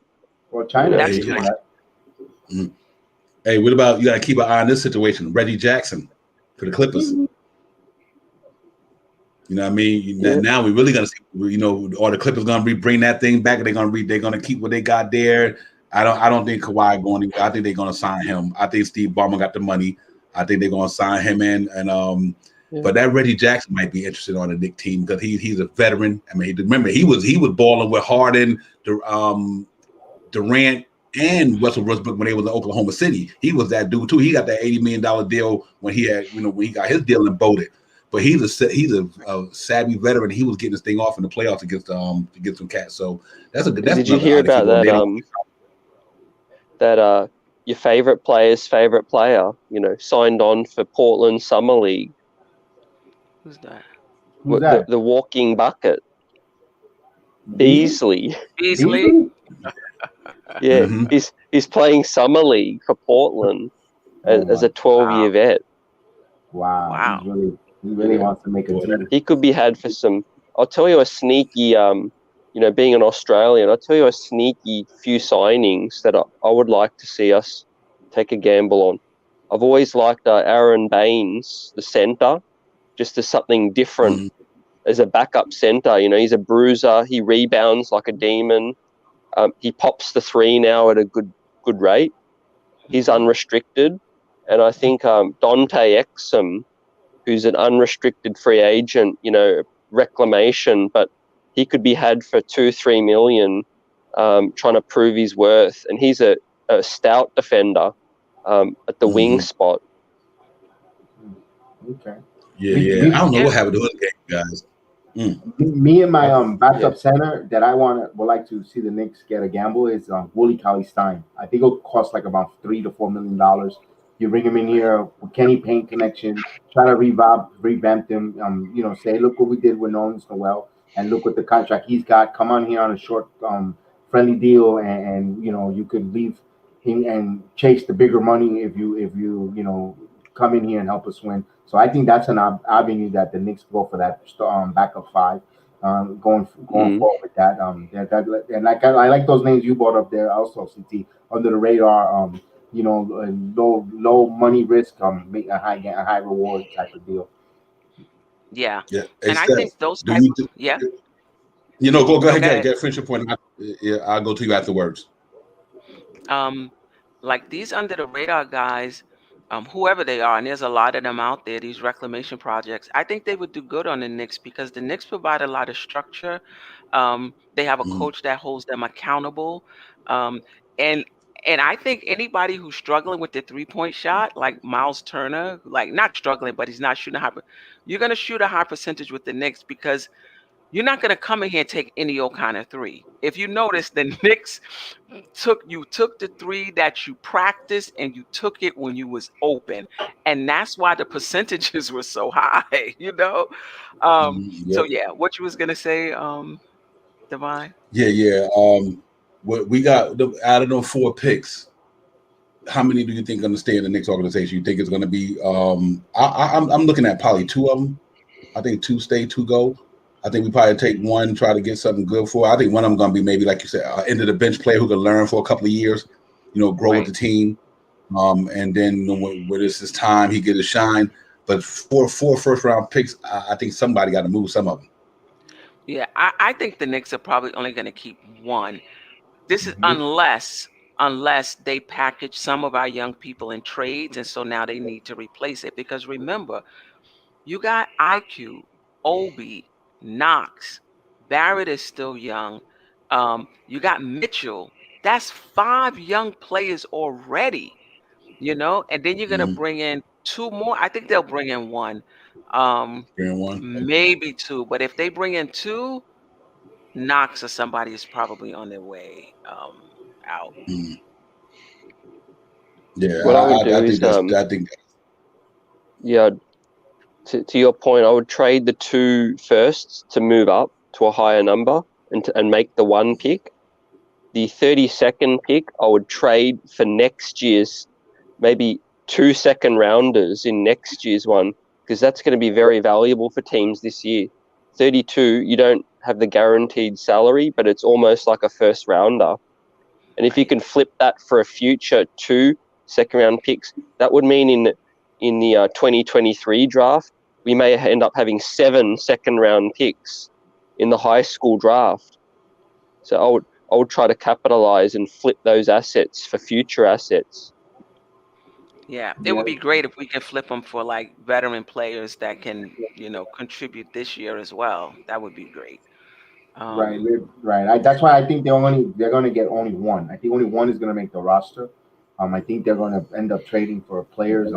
Will they move up? That's that 1 player that they're going to keep on the roster. Or I could even see them trading, staying. If they do 2, in my opinion, out of the 4, that one's going to be a European player they could stash for development. Not committed to come to the league just yet, and when he's ready to come in and develop, he'll come over. Which I'm like a lukewarm on that. I'd rather not go with the European player, because I just get that Frederick Bike vibes, but. He went all the way back. Right. Yeah, I figured I'd turn on the fuse for the 4th of July, start a firework, explosion with that. Oh, man. I'm still hearing that name. I get visions of Vince Carter every time I hear that name. The only thing I can think about is Vince Carter jumping over his head in the Olympics. My God, that was crazy. Right. But you know what? Real quick, man. Salute to everybody out there, man. I got Queens Court in the building. I got CT, We got myself, man, Devon, Bronx Sports Jedi. Salute to the chat and everybody in there. I ain't forgot you guys. We just having great conversation, cutting it up on the 4th of July weekend. We here, man. I appreciate y'all coming on. We in here talking, man. And I tell you what, though, I do think that if we can package both of them picks and move up and be nice, I would love to get that boy Mitchell. I'm just a big David Mitchell dude. That boy, he's a special ball player league the way he played basketball. And then the Knicks will double package them two and move up to find a way to get him. And they can't. They might can fit Boat Knight in there somewhere in that mix. If he's there when Sticks still around, if he's still there. I like Boat Knight out of Connecticut, and I like the kid Moody, man. I'm really starting to really come around on Moody, man. Out there in Arkansas, because he got a 7'1" wingspan as a guard. He could shoot it. He could defend with the best of them. You know what I mean? So I mean, this is a pretty good draft this year. This is a really good draft, and I think you're going to get some really good players coming out of this draft this year. And I'm hoping that we can get one that can to help us. That's fine, because like Steph said, we got a lot of young guys. You know what I mean? But we might find out one player in that draft that I think Walt Perrin might pull it. I hope he can pull it down for Mitchell out of that joint. You know what I mean? So we'll see how he do it. But it's going to be interesting to see what's going forward. So I'm looking forward to this month. These next 2 months. I'm so amped about what the Knicks are going through this year. I think the year started off real well in 2020 to 21. We had a good year basketball-wise. Now we got an all-season that's going to be promising. I'm just hoping that we make all the right moves and we just don't mess up the structure for the next 10 years. I don't have a problem going big game and everything, but don't mess up this structure that y'all put in place, man. We good for the next 10 years if they manage it the right way. Yeah, but I'm excited about it, the draft and everything, man. I some nice guys. I'm some guys out there I'm interested in. And then that's why I'm hoping we just I think we need to go get them players to get us to another level. We do. I think it's time for the Knicks to take that next step. We got to the playoffs. We got to the first round. Now we need to go get some established NBA players that, as we all been talking about on the panel, and let's go make this thing happen. You know what I mean? I think we got to go. We got to go second or third round this year. I ain't no way in the world I'm looking for the Knicks just to get to the playoffs. That's over. Y'all done got there now. I ain't trying to hear that. Time to take another step, and I think we will, man. I think we will. I think the organization got something up their sleeve. I know they out there doing their due diligence. The Damian Lillard thing is the biggest thing out there right now. How would you guys? Do you think if that is available because it connects with Johnny Bryant, is like a mentor to him? Do you think the Knicks would do that if they willing to part ways with Damian Lillard? Do you think the Knicks would go and make that run? I think the Knicks would. I mean, you hear the rumors that they would. The Knicks front office is so quiet though, so it makes me wonder like where the rumors coming from. Is like somebody in the Knicks really talking? They've been so quiet. Right. Even around the trade deadline last year, like they've just been quiet. So now these rumors are coming out. Like, is this from the Knicks? I think the Knicks would do it, but like I said in my show, as much as I like Dame, he's 31. That window to win is really thin. Like 3 years, he'll be 34. 4 years, he'll be 30. I mean, it's a slim window. And if you can't do it within that time, if you do, I'm one of those fans. If you do it within that time and we win a championship and it takes us another 3, 4, 5 years to get back to the playoffs, I'm good. I'm good. We won one. I'm okay. But if you don't, and then you don't have the assets, that could be tough. So I'm really looking for like a longer window, not so long, like these really like maybe like Randall's window, a 6-year window. 6-year window, I'm comfortable working in. But yes, the Knicks what about you? To your point, the Knicks would do it. I'll support it if they do make the trade. I don't want a 31-year-old. I wish Damian was 29. Then I'll say yes. But 31 years old, and great thing about Damian Lillard, he hasn't been injured. He hasn't had any injuries. Devastating injuries, which is great. So I won't be so enthusiastic about it because of what we gave up and what's the haul it's gonna take. But if he's on the team, I'm gonna be excited too because I know we're getting a dynamic player. But then we can 2 years down the road or later down the road, we cannot complain that we have no flexibility, no money flexibility to bring anyone and all that. But what I noticed, one thing I always notice when they do make and I'm not saying the Knicks will be a super team, but when they make a team with a lot of talented all-stars like that, the other B type players come for venom minerals. They come in, they're willing to accept less money because they're ring chasers. So Right. will that be that will the Knicks be a destination for the ring chasing players, veterans to come and sign those team friendly deals on the Knicks? That's why I kind of I'll say I'm 80% no and 20%, and that 20%, those are the reasons why I'm leading 20%, because we bring them and we're ready to win. Maybe there is a player that might want to come for cheap just to play with us. So that's all I can see that. Salute to Pete Ramos. I'm glad to see you, brother. Yeah. CT, what do you think, man? Damian Lillard, talk to me, man. What's your take on that? Yeah, it's tough. Overall, I'm not for trades where you have to gut your roster to bring in, one talent. I think we've tried that many times, and I think the key strength in our rebuild where we are right now is our assets. The fact that we have so many different pieces, we can make moves along the way. I think it's more of a gradual build. I don't think just bringing Dame in here, to P. Ramos' point, is going to just get us over the top. This team's still there that are stacked. Would it get us closer? Absolutely. But like I said, we have many draft picks. Let's make a few big free agent signings, and then you trade for the star to put you over the top. Yeah, I agree. I think this scares me, the contract, man. Oh, God. It's a little bit too long for me. That's about it. I ain't gonna lie, it's just a little bit too long for me. If this kid would be getting almost $50 million at the end of them deals, you know what I mean? Whoa. and now I'm looking at when I look at the Atlanta Hawks right now, one up and coming superstar with a bunch of good players around. Look how far they gotten. I granted, and I'm scared right now with the injury that's going on. I mean, you look at the Lakers, both of their superstars was down. You look at Giannis got hurt. Man, then you had it's just Trae amazing. Young. Trae Young, right? It's scary, because this is the business of sports also, and I think a lot of people got to keep in mind that we are in the sports business too.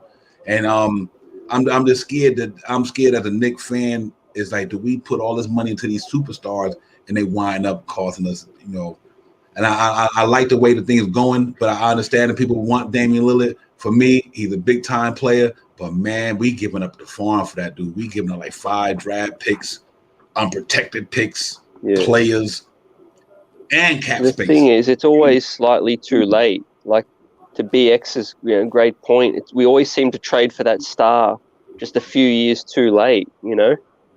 I want to see us get that star at 27. Get them in here for like an 8-year window.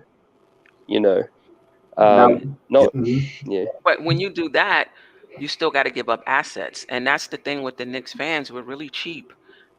We want to get, we don't want to take any risk. We want this 27-year-old prime superstar, but we also want to not give up the farm, and we also want to don't give up future flexibility. And that type of player just doesn't exist. It just doesn't. When you trade for a player in their prime, you're mitigating some of that risk. So you're giving up young players and draft picks who may or may not become something for more of a sure thing who's already that. So I'm for you. I would like a younger superstar, where the window is a little longer. But when that time comes, we got to be ready, because you got to give to get. Now that proposed deal that's out there for Portland with all those picks and all those players, I'll do it for Luka Doncic in a heartbeat. Doubt, in a heartbeat. Right. I would trade RJ for Luka. I would trade Disc. Oh, God. Luka is bona fide. Now he's bona fide. And people are so much. I was talking about this on the show. Like, we approach our players like you would approach a vegetable garden. Like, people are so into like getting a little plant at the nursery and watching it grow, and oh my goodness, and just being entertained. And just like you said, this is a business. These players, believe it or not, are assets. We're trying to win a championship.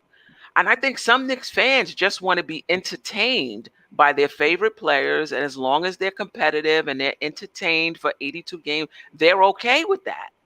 I'm not. Mhm. I want to win a championship. I don't want to be reckless about it, but I want to win a championship. And if you have to move one of my favorite players to do it, I'm okay. I'm a big Carmelo Anthony fan. I still watch him. I just have to watch him in Mhm. Portland. You know, Right. so if one of your Right. players get Right. traded, you can still watch them. They're just going to be on Mhm. another team. But what I'm hearing from you guys is you don't mind trading um, RJ or these premium type players we have on our roster as long as it's for the right superstar or the right player. Okay, Yep. then we're on Yep. the same page. I agree with Yeah. that as well. Hey, let me tell you, I ain't gonna lie to you guys. Much as I love Randall, but for Luka Doncic, Randall from Dallas, Oh no, he goes. born and He gotta raised, go. he got Gotta because you go. think about it, you don't got to give up that much if you put Randall in the trade because Randall's on almost on his level almost. You know what I mean? So you almost got it's not an even swap, but you might not have to give up much more Right. with Randall in the deal compared to anybody else. And I Yeah. think Luka, Right. man, Luka would light up Broadway, man. His game would light up What? the Garden, bro. He would have them fans in a frenzy out there. He had man, listen. The same, and But then you pair him, Zion, and RJ as our oh my God, championship bro. three In that seed. same team right there. All There three you of go. them, There baby. you go. It's a wrap. You Yes, know, sir. Luca had a mellow jersey on growing up. You know, Zion plans to play with RJ one day and gushes over the Garden. That's my pipe You would have to dream. give You know, up a lot for every Luca, Nick and has I'm a pipe fine. dream. Yeah, Mhm. we would have to Yeah, give up a yeah, you lot for would. Luca too. Yeah, But yeah, I'm Yeah, okay with it. Cuban's not moving I'm him. okay with it. Yeah, And of course, you yeah, have to yeah. go get that kid. Mm-hmm. I said that. Listen, I'll send you Randall. I'll give you 2 picks back. I'll give you 2 more picks. Randall and a couple, and maybe I'll have to throw in Obi or somebody. Put it like that. But man, Right. man, you had to give up.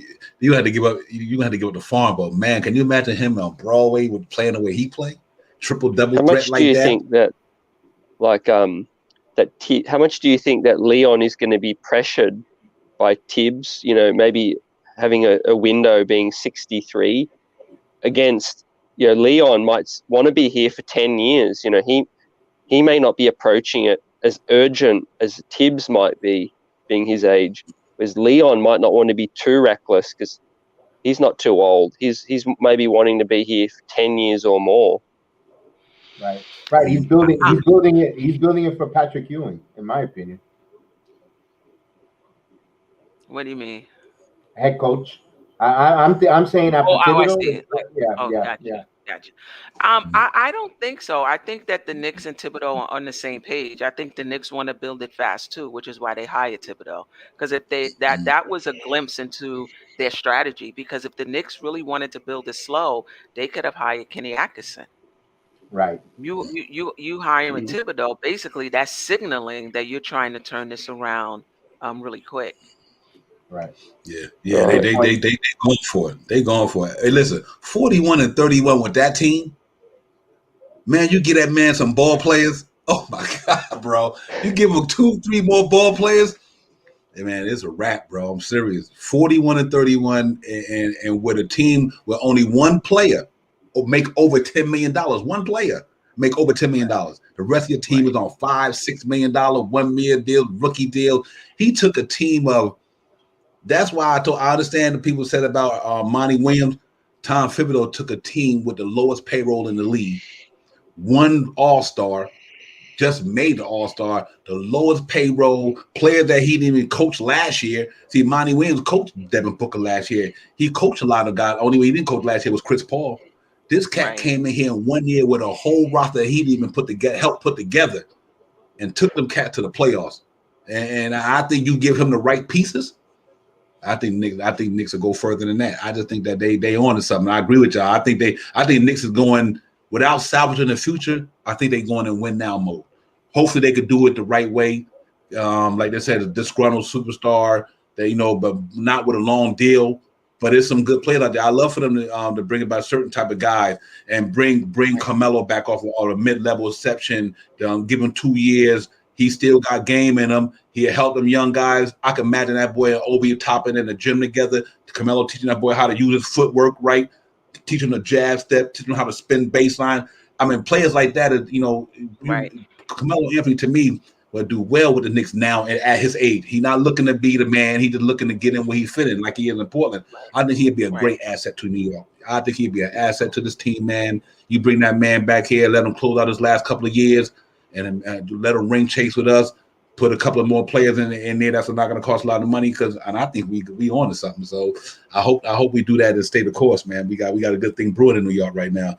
Salute to Sim Mears, P Ramos, peace of the God. Salute to y'all out there, man. Salute to the chat. We in here Friday night, man. 4th of July weekend, man. We just trying to bring our own fireworks, get it popping up in here. Queens Court in the building for the love. I mean, CT, the streets is buzzing. You know, we got Bronx Sports Jedi in the building. Me, Devon, Knicks, Real Talk. We in here, man, talking Knicks, NBA, having a good time chatting, man. So it's going to be on, man. The draft coming up in about 3 weeks. You know what I mean? Time moving so fast right now. But we ready to sit down in front of the tube. And like I said, y'all go down there in NBK. They're going to have a draft party down there in Atlantic City, right, Queen?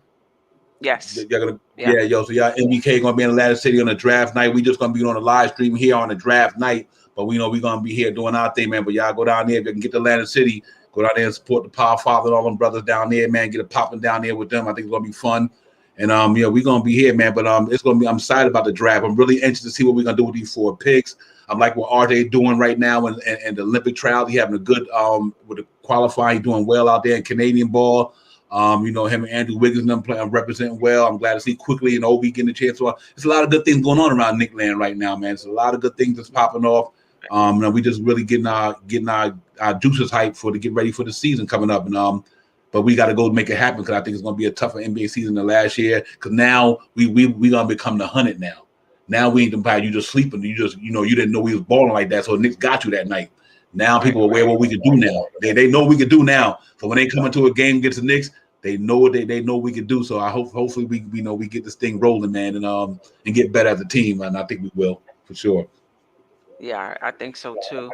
The other thing about the draft is that's usually where you start to build your team, right? That's where a lot of the trades happen as well. Teams are active. I think there's going to be a lot of movement in this particular draft. And I think part of it is that we see, and I'm sure the front office see, in my opinion, that there's some vulnerabilities in those top 3 teams. They're not as they don't seem as daunting as they once was. You see Philly and how they struggled. They didn't even make it to the finals. Brooklyn, their vulnerability is their injury history. Anytime you have KD and especially Kyrie on your team, there's always a risk that they become injured at the wrong time, like this time. And Milwaukee is playing well, but look, I'm not gonna say they're struggling with Atlanta, but you would think that, I don't know, if coming into the series before the playoffs started and you say Atlanta and Milwaukee, people would probably say Milwaukee and 5.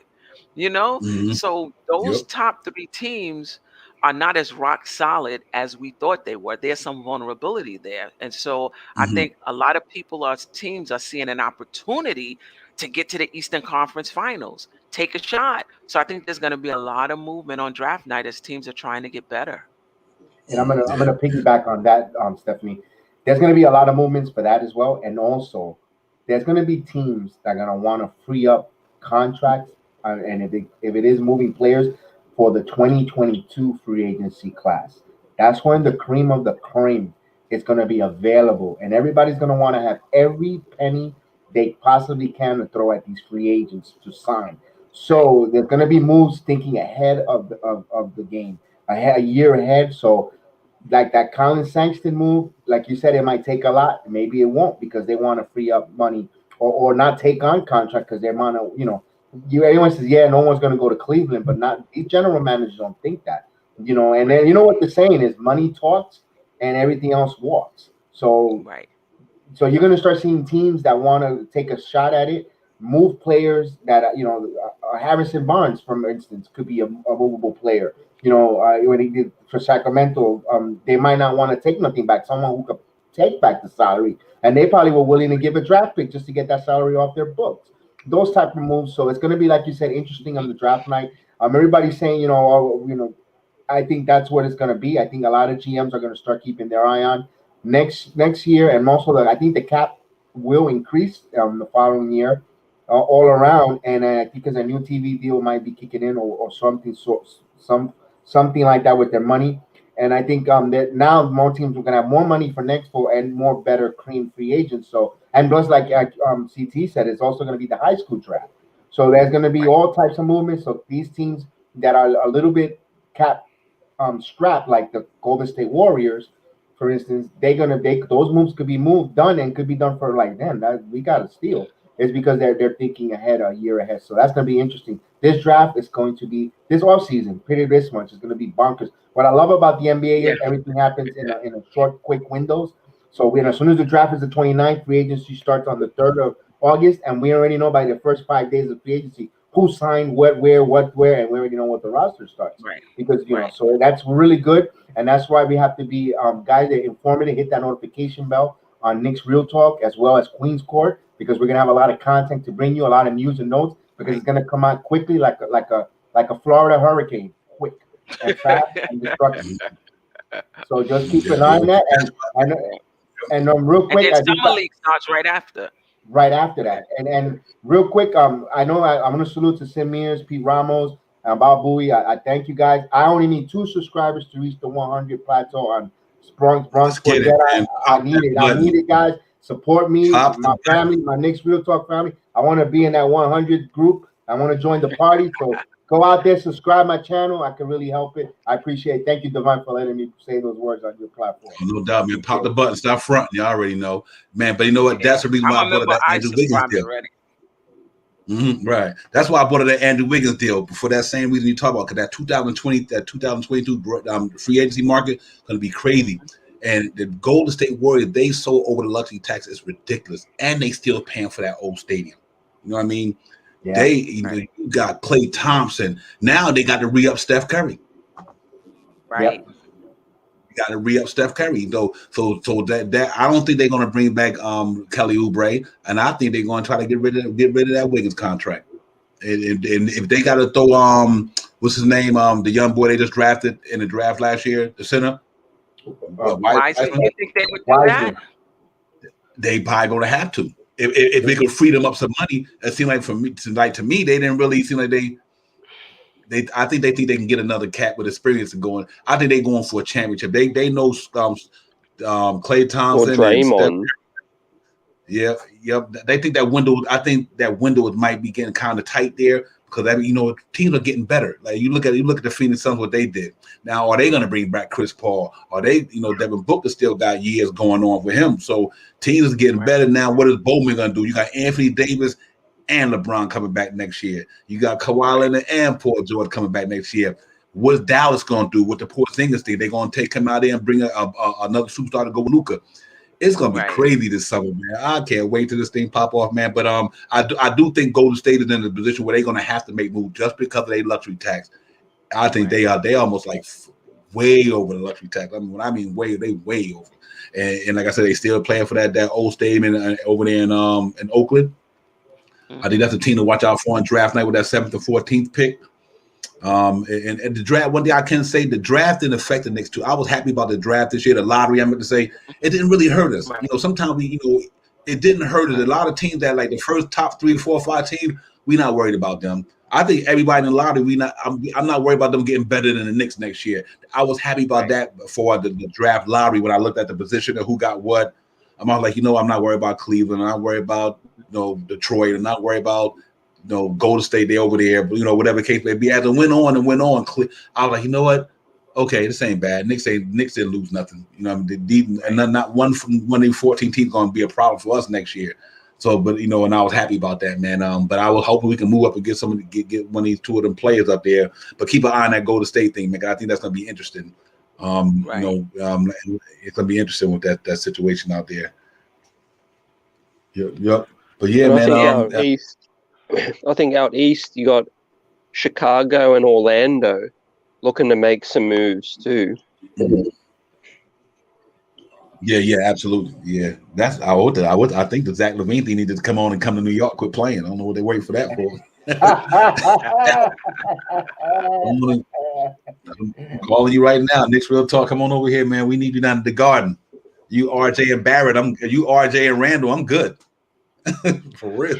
Listen, if You we're are. trying to hold on to RJ, and I agree with that, you're gonna probably It ain't have to gonna give happen. up Obi, Mitch, and IQ. You know, I mean, because think about it, other teams are gonna, if they're giving away an established player, they're gonna want a promising player in return.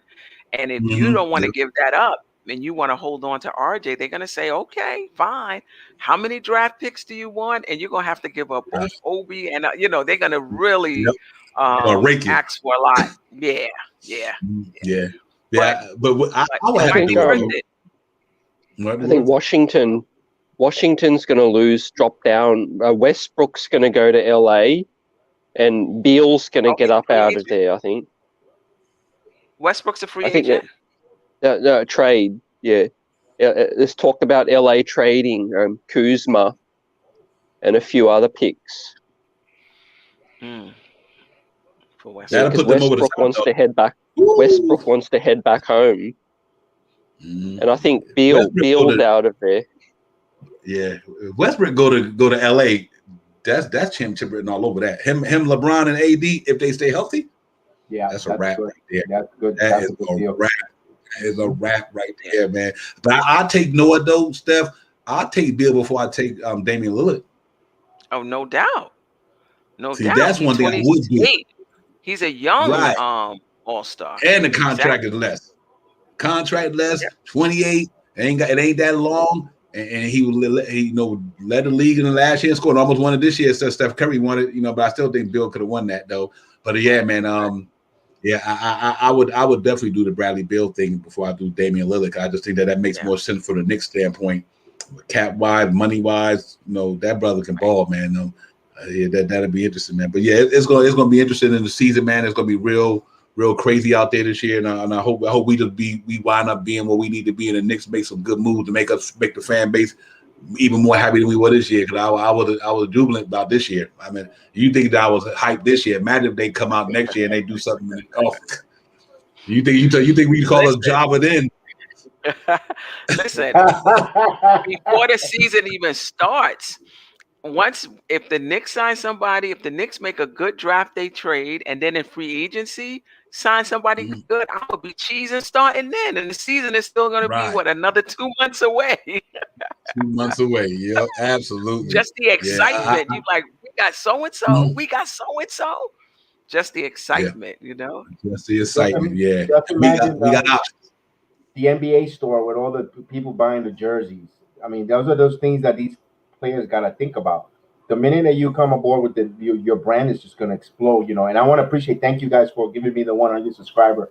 I appreciate you guys for all the love and the support, and thank you so much. And just imagine when a player just comes in, the way they just, like right now, I'm excited with the 100. Imagine when a player comes and they start their branding, they just explode, So there's a lot of players got to think that and see that. That's why I think don't put to pass that SGH might want to pull his way to New York too. Come out here from OKC. He can market himself major higher just stepping foot on New York than Oklahoma City. I mean, so those are the things, those are the main things. And he would be blowing up the jersey sales in a heartbeat. Just imagine him, the Knicks announced that he signs they make a trade on any player. It's just going to be there's so much money to be made, and that's why I think Zion Williamson wants to come to New York. He would have been drafted first with the Knicks. He would have been, and they were projected on Forbes magazine said he would have been the first $1 billion player, marking wise, in the NBA in North America. Wow. Just how big Wow. that's just because of a ping pong ball. And now that's why his family, starting the rumblings that he wants out of Louisiana. And so forth. Alonzo Ball with his dad putting out there. You saw he already has a commercial with his brother with Marvel. They did a Marvel commercial with both brothers promoting the new movie. So now that's starting to put shot there. I think Alonzo Ball. I think Chicago is going to go hard at him. In my opinion, I think Yeah. Chicago. I think Chicago is going to be the darling spot. And look, that's why I think come trading deadline next February, I think Zach LaVine will be in play for the Knicks, in my opinion, because I think Chicago is not going to have such a good year, even despite whatever. I don't think it's going to work with Vooch and all that. So they could see him moving. It's not going to cost us too much because he's going to be ready for. He's going to get ready. You know, Chicago's going to want to get something because they're going to get something good. Yeah, they're not going to get crap, but he's going to be a free agent and he's going to tell them, yeah, I don't want to sign. The moment he says I don't want to sign with them and makes it publicly known, he's going to get moved in the February deadline. And if I'm the Knicks, you got to call and find out what in the world is going to take. If it's going to take, and you got to bring that kid in here. That's my opinion for next season. It's going to be movement all around. So it's going to be hot stove all the time. So it's going to be really good. It's going to be interesting. I can't wait for just kicking it off with the draft. There's so much anticipation. It's like we're like Christmas kids on the Christmas. It's Christmas in July, but for the Knicks fans, Christmas is coming quick for us. Yeah. I think that Zion thing is going to be interesting too. Even the reason why I just think that these small market teams, like that New Orleans is a New Orleans Saints town. You know what I mean? It's a New Orleans Saints town. You know what I mean? It's not a New Orleans Pelicans town. And and I just think that these players they want to go where all the fandom at. You need to get about New York, LA, Houston. I mean, not Houston, but Texas, Florida. They got 3 sport teams. Oklahoma got 1 sport pro team, and that's the Oklahoma City Thunder, because that's the Oklahoma City, that's Oklahoma Sooner town there. You know what I mean? Country. Right. And I think the players what can I do out here? You know what I mean? What am I doing out here? I can't go nowhere. There's nothing to do. You know what I mean? And I just think these guys, they brands, man. And I think that's why Zion, man, listen, what am I doing here? What I'm going to do in New Orleans for the rest of my career? I'm not getting the recognition I need, really. And I just think they now, like Magic Johnson said, you're gonna see the stars want to. If New York at this rate keep playing the way they gonna want to come here now. Now they see that we got a good structure here. We got a coach that they'll play for. They in a good position. They winning now. A lot of cats are like, I want to go play. I want to go back and play. You want to play in New York. New Orleans left a real bad impression on Zion this year. The mishandling of JJ Redick. The coaching, Stan Van Gundy, the Lonzo thing with David Griffin, seeing RJ thrive in MSG, that family thing, that was him channeling through that. He's not re-signing in New Orleans. I'm confident that, their family, they can see he's a billionaire in waiting, coming into the big market. And I just think it's a matter of time, And what he has 2 years before he has to sign the extension. Right. Yes. Yeah. Yeah. Him and RJ 2 years. Yeah. Yeah. There's talks of them dangling Brandon Ingram. I don't know if you saw that yesterday. Gosh. That's the 3 we need right there. Now you're gonna wake me up now. Yeah.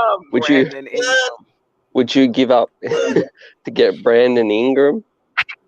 I didn't watch him much this year. I know he had a fabulous previous year, but I didn't watch them too much this year.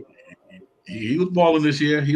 I mean, I think Zion getting all the hype, but man, that brother talented, bro.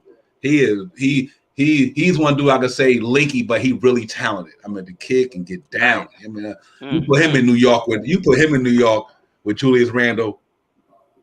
And they played together in New Orleans 2 years ago. No, right before Julius, they both came from LA to New Orleans, if I'm not mistaken, in that trade. You know what I mean? So he's familiar with Julius Randle. Man, listen, you can bring Brandon Ingram down here. Or they can go out there and play with Zion and New Orleans if you want to. You bring Brandon Ingram over here. I'll tell y'all for real that boy nice. And now you're talking. That could be a real trade if we get Lonzo, we get Brandon over here. RJ gets his wish to play with Zion. Maybe even Mitch goes back home in Louisiana. We'll throw in Alfred Payton, another homecoming. You've got a deal. Payton's a free agent, so he won't come. Yeah. Can you but imagine that's Ball and Ingram? Oh my goodness. Ball, Ingram, and Julius Randle, them LA boys. All three of them play for the Lakers. You know what I Oh mean? yeah. You All see, play for the look, Lakers. look how cheap the Knicks are. The Knicks fans are. P. Ramos, I see you. I'd give up Obi quickly and a second rounder for Ingram. We overvalue our players. Obi averaged 5 points and like 4 rebounds. You know? It's But I potential. hear you. I hear you, P. Ramos. I hear you. Yeah. Man. Thing is that Listen, Nick fans is we haven't had a Ingram, bona fide stud for so long that we really love our players so much, you know, that if they show Yeah. any glimpse of being something, Right. You're right. Exactly. People are like, oh, Obi played so well in the play. He averaged like 5 points and 4. I mean, he definitely looked better Yeah. acclimated. He looked comfortable in the playoffs. And I was kind of surprised for that for his first time. But come on, in the whole scheme of things, 5 points, 4 rebounds, you know? listen, Brandon Ingram at the 3 and Julius at the 4. Man, that's a problem right there. That is a straight problem. I'm telling It's a you. wrap. I mean, that. And then Oh, Levine my can slot in at the 3. Oh man, y'all killing me right now. What did he say? Zach He Levine. said Levine at the 3. And then you got Brock Knight. Brock Knight as And the you got shooting guard. You grab Brock Turner. from Hey, now we're Man, making now. moves, you know. Don't think Brock, But listen. Allah, all Listen. them aren't fantasizing. Since we're fantasizing, Zion wants out. Would you give up Randall, Obi, and Quick for Zion and Ingram? Oh yeah. So now you I'd give up.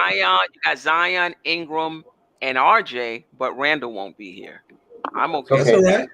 I'm good. It's Oh, okay. man. I'm good. I'm good. We're good. We're good. Hey, I can get him a plane ticket. And then Ball. Can we get Ball? And if we could bring Cam Reddish too, let's bring him. You know me. Is Cam is under contract still? No. Yeah. Contract. Oh, okay. Yeah. Hold up. So you said Brandon Ingram, Zion is not gonna, because he's not gonna resign there, right? So if he's not gonna resign there, no sense sending RJ there. Zion is not gonna be there that long. You know, send Randall and whatever. You're gonna have to send multiple first round picks as well. Don't get me wrong. That's it's not gonna be cheap. But it's not gonna be cheap. You gotta bring a third team involved. You send Randall. This is the third team. You send Randall to Dallas, Kristaps to New Orleans, and then you got to get 3 teams to make all the salary work and picks and all that other stuff. Okay. I think that's where it's going to be interesting, because now you're involving that third team, you know, and then oh man, you're sending Julius back home to Dallas. Kristaps is going to New Orleans. We good luck, you know, whatever the case. And we got to send up picks out of Yin Yang, but if we end up with those players like you said, I'm all for it. You know, man. Hey, we number 1 in the East. We number 1 or 2 in the East with that team. And then do you use Zion to get Luka out? Because, you know, if Luka's disgruntled, the only player Dallas is going to move him for is like a Zion. That's too much talent. That's too much talent. I would move Zion for Luka because I just think that Zion to me, it's a short shelf. I think he's a short shelf life, injury wise or whatever. I don't know. He could prove me wrong. But Luka and Ingram and RJ, I'm good. I don't need no draft picks for the next 4 years. I'm good. Right. Let me ask you this: with the Zion Williamson, his short shelf life. If he has a similar, I'm not saying he's gonna have the same. If he has a similar career of Charles Barkley, would you sign up for that? People underrate. I just wanted to see your reaction. You know, people underrate Charles Barkley. Charles Barkley was legit. That boy, are you kidding me? Yeah, you ain't kidding. Yes, indeed. Like Kenny Smith. Kenny Smith said he was terrible 3-point shooter. He was horrible shooter. You know, did you see that on the end of? Oh my God! I was like, I did not. I he wanted a might have been, trophy. but he made up for it in other areas. I think he got Yeah, better yeah, he did. later in his life, right? In Houston and in Phoenix, but Phoenix. Yep. Charles I'll take Barkley, Barkley in Charles a Barkley was a heartbeat. monster, what? man. That was Yes, I was 6'6". hoping. Yeah. Which sneakers on 6'5"? Pounds of fury. Right. 230 pounds of fury, or whatever he weighed. That's the guy. Yeah, That's yeah. Yeah, yeah. I would do Yeah, that. I think I think Zion. I think Zion. If he have a Charles Barkley career, I'm good in New York. I'm good. I am good. But you know what? We might be talking like these scenarios really just be hyperbole, but I don't really think it's hyperbole. This stuff really can happen. I really believe it can happen. I'm looking at the way things going on around us and the way I believe New Orleans is a football town. That's why Chris Paul left New Orleans years ago. He knew it wasn't he wasn't going to get that fanfare out there. That's Maruha, whatever that chant they were using with the New Orleans Saints. That's a football town. And I just think that you're going to see a lot of that. A lot of guys now, because they all brands now. Everybody is a brand now. Them guys like missing in Oklahoma City. They sold it probably. They state sold it probably as they brand. You don't hear Nike out there. You don't hear a lot of these. I think the guy, listen, I'm missing too much money out here. I might got a contract, but I'm missing more money. How many people be on TikTok in Oklahoma? You know what I'm saying? So I just think that these guys be like, it's different. Do you think that Brooklyn? I think they'll be trying to get out of DeAndre Jordan's $10 million a year deal. And would you take on that salary if you got Joe Harris? Oh. Wow. That's a wow. But would he want to come back to it? I mean, $10 million is not bad. What do you got, like a year or two left? He's got 2 more. Because he wasn't even playing at the end. I don't think they want 10. They're trying to upgrade their roster that didn't get it done. And I don't think they're going to keep DeAndre at 10 million that's just on the bench. They were playing Claxton and Blake at center. Right. And that's their way of making some kind of move with Joe Harris or DeAndre. I don't think they can do anything else. Yeah, they can facilitate a sign and trade for Dinwiddie. Yeah. Yep. They can. I seen that Brooklyn thing coming though, guys. I seen that when they signed out. Now you can go back and check the tape. Like, you know what? The injury's gonna knock them cats out the playoffs. They are not gonna. It's just not gonna happen. And I was like, they got 3 players making over 100-something million. That's their whole salary there, man. I was like, you know what? They talented. I like the Kyrie. Kyrie been injured his whole career. He up and down injuries, missing games. Harden, man. Last year in Houston, I like this shit gonna blow up on these cats, man. I just knew it wasn't gonna be so now they gotta deal with what they gotta deal with, because now they gotta think about they're gonna sign these guys back. What they gonna do. So Kyrie Irving, who knows the Brooklyn State, they might try. You never know. They might like, nah, man. Yeah. They have like 2 more years, right? Yeah, didn't get it done. If they don't win a chip out of this era, it'll be a massive failure, because they mortgaged their future. So they're going to get more desperate every year they don't win one. Right. And especially if the Knicks start doing better, they're going to have an even harder time trying to win over fans out there. Oh, listen. I live in Brooklyn, New York. I can tell you right now, the Knicks are on the back page every game. Brooklyn clinched the number 1? And it was this big on the bottom of the newspaper on the back page. The Knicks clinched just the playoffs. They was on the back cover, full length back cover. That's how it's been in New York forever. The Nets, whatever happened, they just get a small little byline. It's a Knicks town. Right. Yeah, the Knicks represent New York, represent Brooklyn. I mean, they name is the Knicks is the New York Knicks. Brooklyn is they represent the borough. New York, they represent the whole. You know what I mean? But they wasn't gonna happen. But I think it's gonna be interesting for us, man. We got a lot of great options, guys.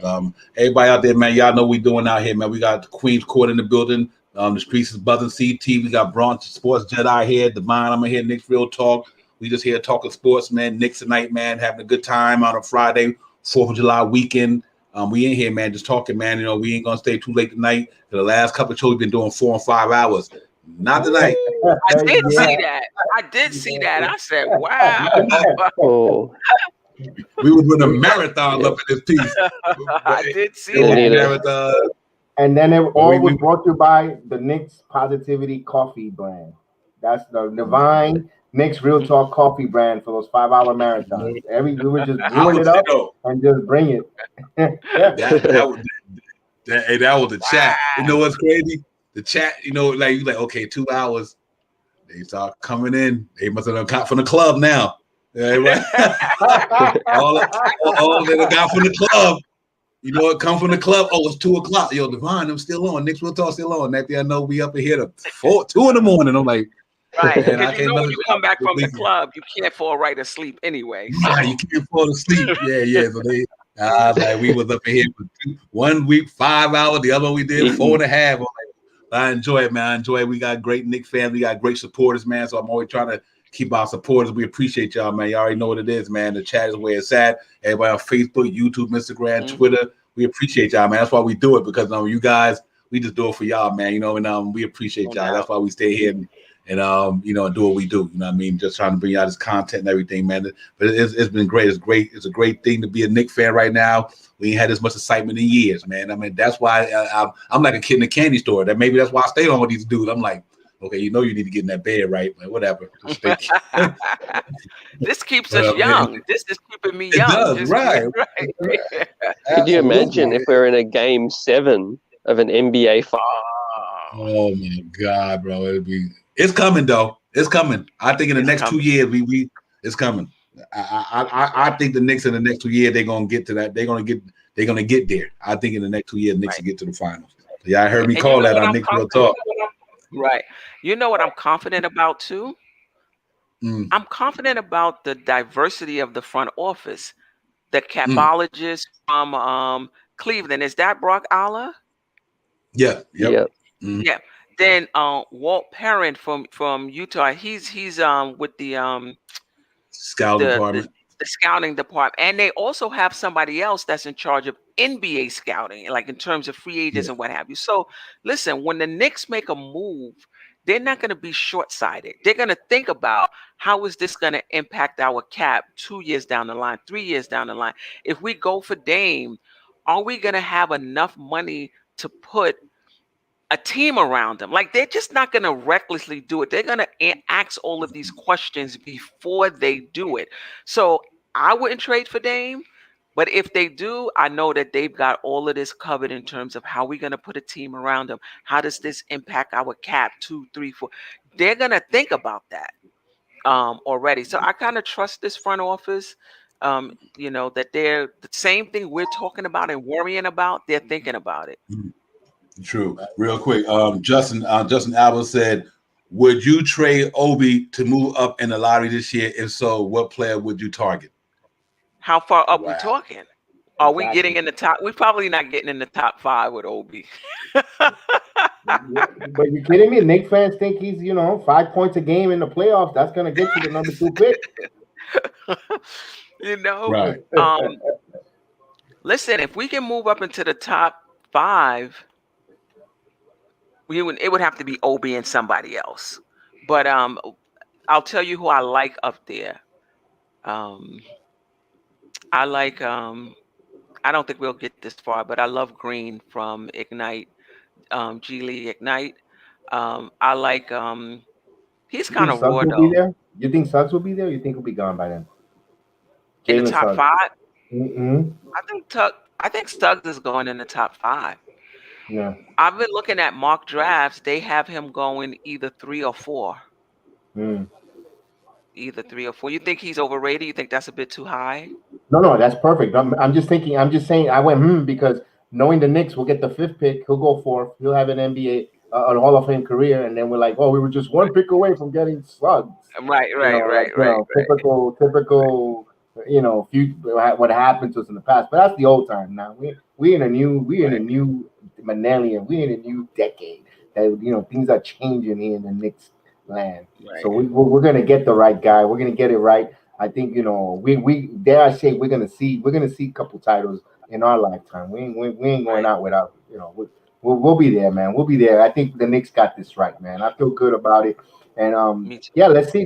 What to move up? It like you said, Stephanie. It all depends on what in the world we could get. Remember Orlando has 2 picks. I think 7 and 14. There's other teams with multiple picks. Could there be a logjam in players in Orlando? To that you might want to pry out there where they might not want to draft these picks. But Orlando, watch out for Orlando because they also like to draft a lot of international players. Will they move back and not want to reach for the international player and move back, and that international player might still be there at that 19. So that is really interesting because you never know, because they might, just because Orlando does take the pick. Let's say, for instance, I'm an example with Orlando. Let's say they do pick a player 7th that's on the Knicks draft board, and they don't announce the trade, but only until, let's say, the New York Knicks 19th pick comes up, and there's a European player, or that Orlando likes, then that's when they might pull the trigger for the trade and say, look, we'll trade you this player XY player that we just drafted 7th. Give us the right for that pick, or draft for us this player from Serbia. I'm just going to use that as an example, and we'll trade with you and so forth. So I could see that happening too on draft night. With teams with multiple picks like that. Yeah. I definitely see that as well. Golden State wants to shred salary too, so they would be when they have 2 lottery picks. Right, 2, 7, and 14. I mean, it's something gonna pop off on that night, man. But I know we're gonna be in the mix. I just know we are. I could feel the Knicks in the mix on this one. We got it to trade with. So I think we're gonna beat it. But real quick, Elton Lee, salute my brother. Good to see you in here. Justin Alba, salute to you. What's going on with you? Pete Ramos, you already know what it is. Man, everybody in the chat, salute, man. We in here tonight. Knicks Real Talk.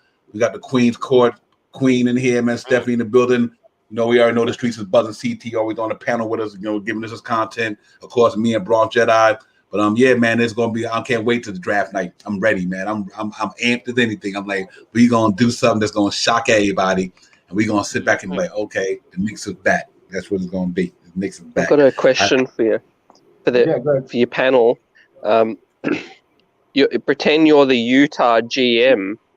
What move do you think they can do to improve that team? Because I think they're stuck at the moment. And we're talking about Donovan Mitchell. They're not going to be happy with their exit and what happened. So how do you think they can make Donovan happy? Do you think it was a roster issue? Yeah, I just don't think it stacks up at the moment.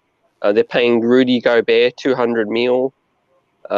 They overpaid Clarkson for the 6th man. They have a trouble, getting free agents down there. I just don't really see what they can do. I think it's a very interesting situation because we know Gobert and Donovan don't really get along too well. Donovan looked really, really disengaged, losing in that game. And then Rudy Gobert fired shots saying, that Clippers team played, team ball. We played all-star ball.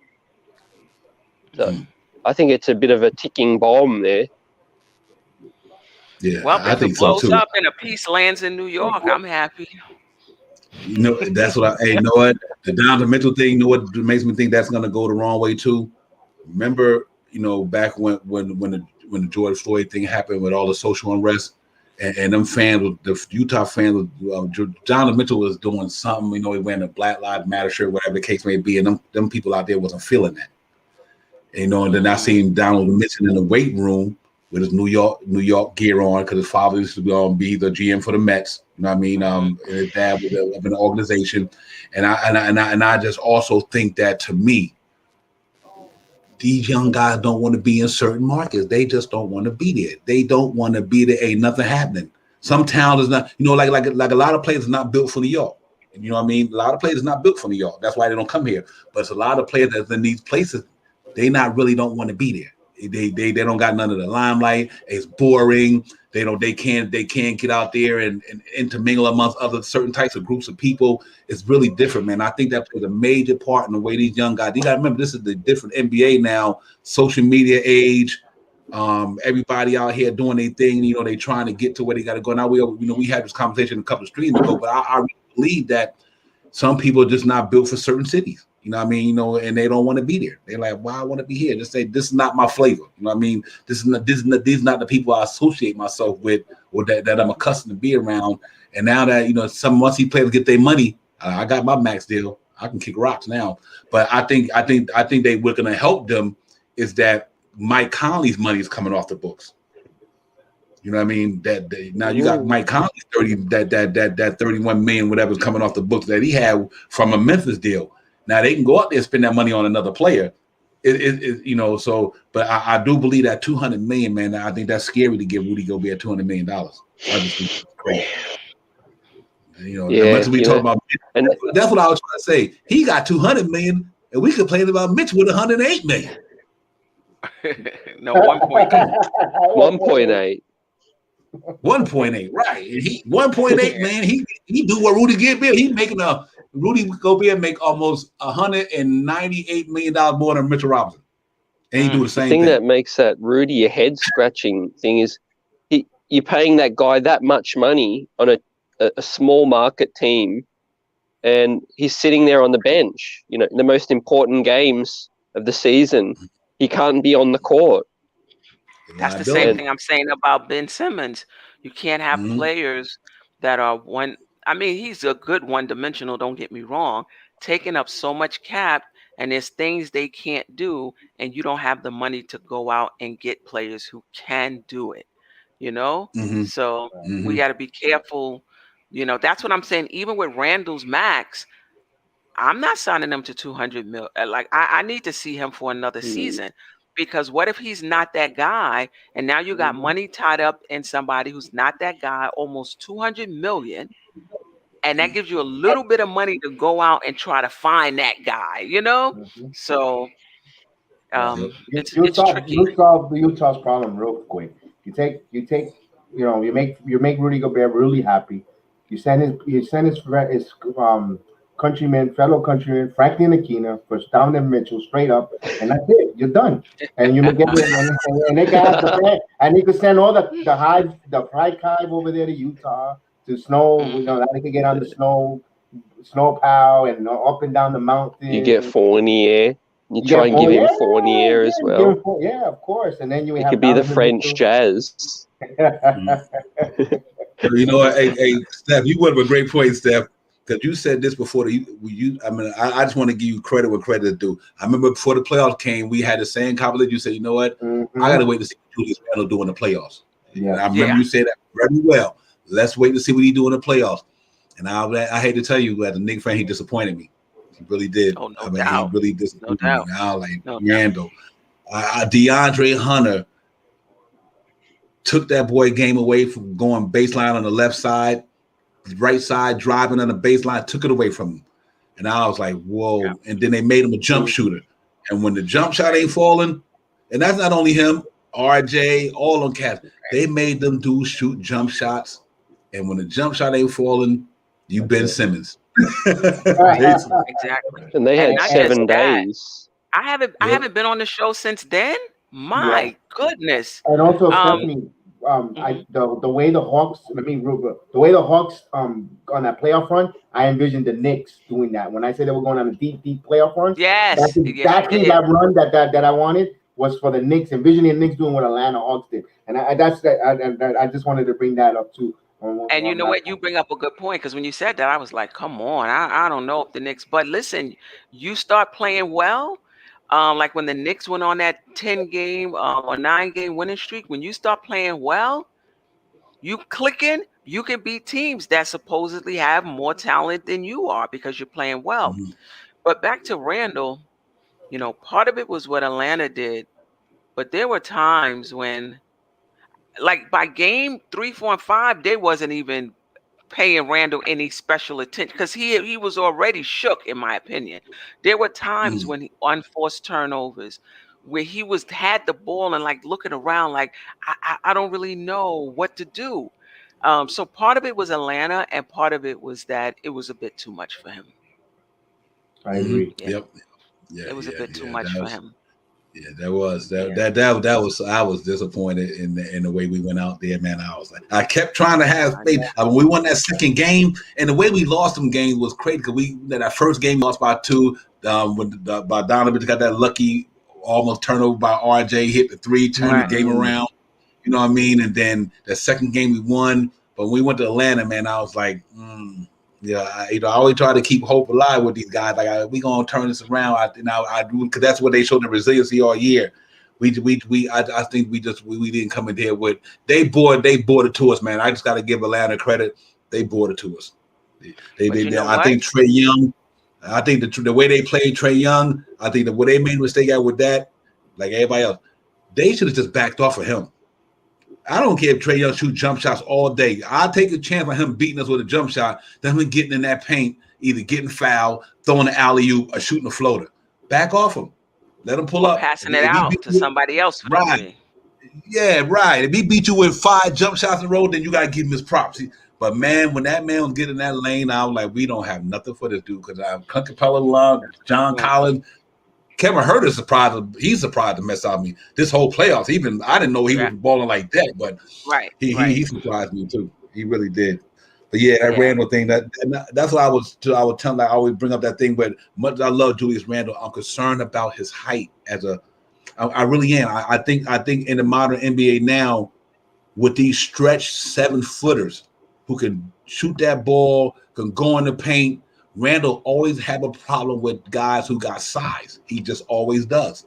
I mean, not that I'm not beating up Randall, guys. It's not a beat up Randall. So I'm just telling you the reason why this is just a concern of mine. Every time he played 6'10" guys, 6'9" guy, he can't shoot over them. So and at least in the inside anyway. You know what I mean? Then when he's going out to the outside, now Julius Randle done turned into a face-up player. And I'm just concerned about that.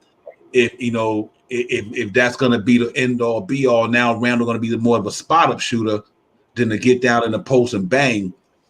It's going to be tough to beat a lot of teams with him at 6'8", man. That's the reason I always bring up the guys like Carl Towns and all these guys who's 7 foot. Because you think about this here, Todd Gibson. Remember that last year, not this year, last year, that Todd Gibson, Marcus Morris, and Julius Randle. All 3 of them guys was 6'10". Now that's a 6'7", 6'8" front line. You can't do nothing with that. You can't do nothing with that. You know what I mean? And like you look at the playoffs right now, DeAndre Ayton, because of the Clippers, I think DeAndre Ayton was the key factor there because they didn't have no centers other when Zubac got hurt. Cousins tried, but Cousins he can't hang out with DeAndre Ayton right now at his stage of his career. I just think that the way the game is going, man, and all these 7-footers coming into the league now, stretching the floor, knocking down these shots, man, and it's hard to shoot over these guys, man. They linky tall. That's what I'm scared about, Julius Randle. That's the only thing concern me about giving him $200 million. It's just that, nothing else. Julius Randle's game is nice, it's good. I'm just concerned about that height, man, and at 6'8", 6'9", and unless his game evolve even more. Maybe he might evolve even more this year. He's putting in work now. He might evolve even more and he gets better. But that's the scary thing about that, Steph, is that money for me. Well, yes, it is. But the other thing, and I like this guy. He was my coach, my choice. But Tibbs got to get better too. I thought in the playoffs I didn't see a lot of adjustments, a lot of trying to help Randall out, a lot of adjustments and just giving Trae Young different looks. I didn't see that as well. And listen, he may have, no matter what look you give him, he may have figured it out, but you still gotta give it to him. And I think the mistake was taking Rose off the bench because that was the only advantage we had. We didn't have an advantage in the against their starters. And even when we put our bench in, even if we were down, their bench averaged in that series 27 points a game. Before we made that change, our bench averaged close to 60 points a game before the change. So whatever deficit our starters had, our bench made it up. And if you notice, those first 2 games were close. Mhm. Once you take Rose out of that, off that bench, you put him in the starting lineup. Guess what our bench was averaging then? 27 points, same as theirs. No advantage anymore. And even with Rose in the starting lineup, we did better, but it was still close. You understand? That's why Mhm. we got Yep. blown out. We got blown out because we I know Nate McMillan was probably like, you're gonna give up your advantage by putting Rose in the starting lineup? Wow. Okay. You know, their bench Yep. only was averaging 27 points for that 20. Like Gallinari wasn't doing what he was doing now. None of that was going on. It was 27 points. So, Mhm. but it worked in the second half of game 2, and I guess Tibbs said, "Wow, you know, it worked. Mhm. Let's just do it all the time," and it backfired. So I'm gonna need Tibbs to be it. That's my guy. Don't get me wrong. If it Yep. wasn't for Yep. Tibbs, Yeah. we wouldn't have even been there to lose in the Mhm. first round. Right, So right, don't right. get me wrong. Don't get me wrong about that. But even when say you get a Dame, say you get a Kawhi, whoever you get, once you get in the playoffs, you're gonna need to make adjustments to help those guys Absolutely. out. Doesn't matter who Yep. you have. You're gonna have to be able to make adjustments to help Making those guys touches. out. So I need Tibbs to be better. I mean, I don't want to say that like I know what I'm talking about, but maybe he was making micro adjustments that I didn't see, Mhm. but I Yeah, I need agree. him He to. got. Yeah, he got out Go ahead. coach. I think he got out coach, and I think our talent caught up to us too. I think we did. That's We did. it. I think the talent caught up to us because, like I said, Randall and RJ, uh, um, Perks, them cats did not come to the game, bro. They, I don't know, what they did in the regular season, they did not do in the playoffs. Reggie Bullock didn't do what he needed to do. All of Oh them, they just got. God. Oh my God, I was like, what in the world happened to you guys in the playoffs? And I agree. Tibbs got out coach, but I think he didn't have the talent because when he sat Alpha Payton down, you should have threw Frank in there. I don't care if you should have threw him in there. At least Yeah, I Frank can play agree. defense. Yeah, you should have threw Frank in there. If you're not gonna play Alpha Payton, you should have threw Frank up in there. Leave Frank and knocked out a 3-point shot. He will play some defense. Them 6 fouls he could have gave Trey Young all day. You know what I mean? Right. So I think that so maybe he don't believe in them guys, but I still think he had a better chance of maybe. One thing about Frank, he anticipate where somebody going to go with a basketball. He does that very well, either with his hands or with his body. And I think he could have made it harder on Trey Young because of his wingspan and his defense ability. So I think that kind of was, like you said though, when they put Derrick Rose in that starting unit, like there you go, it's over. We got blown It's out. over. Every Yeah, game blown out. after that, we got Mhm. blown out. Correct. The other thing was also, but I think this is just the modern NBA. It's not like the 90s. Trey Young would not Mhm. have survived back in the 90s because back then Oh they no. took advantage of mismatches and they would go Mhm. to the mismatch and go to the mismatch and go to the mismatch until you did something to stop it. This Right. modern NBA, they don't do that. They don't try to Mhm. put like design stuff to take it. Now, if But we do it's this, they're soft. gonna You switch you this. can't touch They them. You can't touch them, but you could still get switch off and get Trey in the post. Mhm. Like they don't. That's just not something that in this modern NBA that they No, like your point. You remember the Indiana Pacers. That one play that used to kill us all the time was Mark Jackson just backing in, Charlie Ward backing him in, backing him in. I'm like, why didn't they do that with Simmons? He has a mismatch. Take a play out of the all the Pacers, time, Mark Jackson, or vice versa with the right? Knicks. Why we're And not to doing this play? It's like you want to do a little exact ISO. If you want to do a little ISO, do ice ball on your on the monster mismatch that you have. And then to correct. your point with that, yeah, absolutely, Stephanie, absolutely. Especially with RJ. Especially with RJ. They should have did RJ on Trey Young like that. Yep, When they do that switch, make RJ back that boy down to the post and abuse him. yep, Yep, yep, I agree, Steph. yep. They didn't take Absolutely. advantage of it. But to Mm-hmm. your point, Devon, I think the reason why everybody else was thrown off, our offense runs through Randall. Randall gets the Mm-hmm. ball, he gets double teamed, He passes it out. He reads the defense. He passes it out. And those guys go to specific spots. And he finds them in those specific spots. Randall is off. Randall's standing like foul line extended or top of the three extended. You know, where are these guys getting their shots from now? Like, they're not coming from the same place it usually came from. Everybody was thrown off. Bullock was effectively out of the series because he gets a lot of his catches off of passes from Randall, the two-man game. None of that. And they knew that. Cut off the head of the snake. Yep. All of that is gonna fall apart, and that's what happened. Yeah, I agree. Yeah, Atlanta, you got to give Nathan Miller credit, man.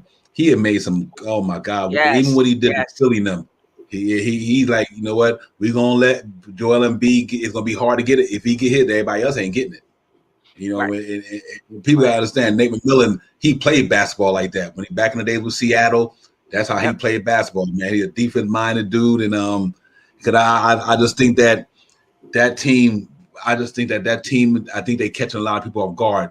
I think they're doing like the Knicks did. Atlanta doing what the Knicks did in the regular season. They caught a lot of people off guard. They won't come in next year with Trae Young by himself doing that. Now they're gonna be ready for that stuff. You know what I mean? Yep, they're gonna be ready for it. Yeah. So we gotta be ready too. Because I don't think. No, go ahead. Go ahead, Seth. Yeah, I would say I think the Knicks gotta be ready for that too, because we're gonna be coming into this year. They're gonna be ready for us. Team gonna be ready for the Knicks this year. They're like, okay, I know what you were doing last year, and I think they're gonna be ready for us too. So we gotta make some adjustments for sure. Yeah, well, it's not gonna be hard. We may have a new team, right? We only got 4 players from in that rotation from last year. We may have a whole new team that now has to gel and create that chemistry and identity, unless they're gonna bring some of those players back, some of those free agents. I'm back. But I was saying that Atlanta's on a good run. And as much as I respect Nate McMillan and Trae Young playing out of their mind, do you expect that to happen? Do you think that they're a perennial championship contending team at this point? Or are they just on a good run? Is this their coming out party and they're going to be here every year? Or is this like Miami, who just, caught lightning in a bottle and went all the way to the finals, and then the next year it was just a different story? Yeah, I think it's a latter. I think it's a lightning in a bottle, definitely. Yeah. I can see a little bit of both. I think they're going to be okay, but I don't think they'll get there. I think they'll do all right. They'll be all right. Remember, they can't add any players. They got a lot of money tied in on a lot of these contracts. The Gallinari, but they got a lot of money, so it's not like they're going to add any pieces. It's what you see, what you got. I think actually they're going to lose John Collins, in my opinion. He's looking for a max deal. I don't think they'll go over the luxury tax with to keep him. So they might lose Collins. They're going to probably get a little more weaker. It could be. But I think they'll be like a playoff team. The team that we have to watch in the Eastern Conference is going to jump up and might be in this position, or not. It might be Indiana, man. Indiana, if they keep the players with Carlisle as a coach, be careful. Watch out for them. I like, that was a smart move on their part. So we have to be careful. And Brogdon and Miles Turner. Oh, and they get back TJ Warren back. Yeah, man. Yeah, TJ Warren. Yeah. So do you think Brogdon and Turner are still going to be on the move with Carlisle coming in? Who knows? I don't think so. I think he might have put a stop to moving them. Now they have a competent coach. They don't need to blow it up. That move by bringing Carlisle shows me they believe with the talent they have, and they're going to go for it.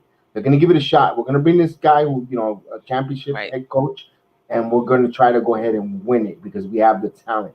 Now, if they would have brought in a novice, assistant coach, or whatever to sort for, then we knew they were going to probably start a minor rebuild or starting breaking stuff down, because they got Sabonis, who's a really good player, an all-star, in my opinion, borderline all-star level, and you got to take advantage of that. You bring that good player, and Carlisle knows how to get the best out of your. Granted, he was born in Portland, but he's still a foreign ball player, and he has great relationship with Dirk, who with Luka, and and I think that's going to in favor. They bought the coach to please Sabonis. So if Sabonis wants the team intact, they're going to go forward with that. So I think they watch out for them, man. I think Charlotte is going to take a step back, in my opinion.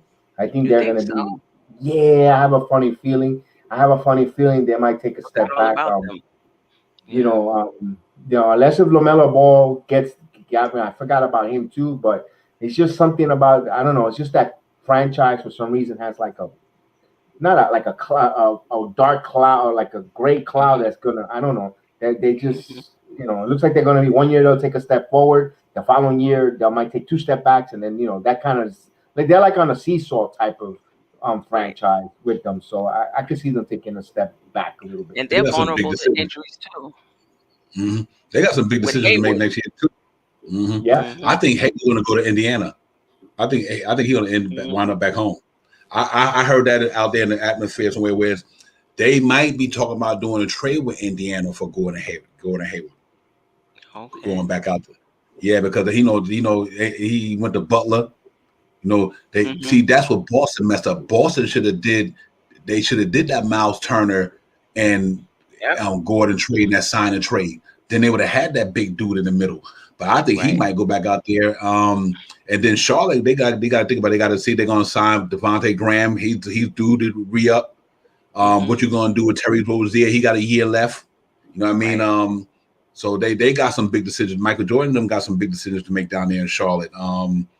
It's going to be interesting to what they're going to do down there. And but I think they know that LaMelo Ball is going to be that dude there at the point guard. So where did that leave Terry Rozier?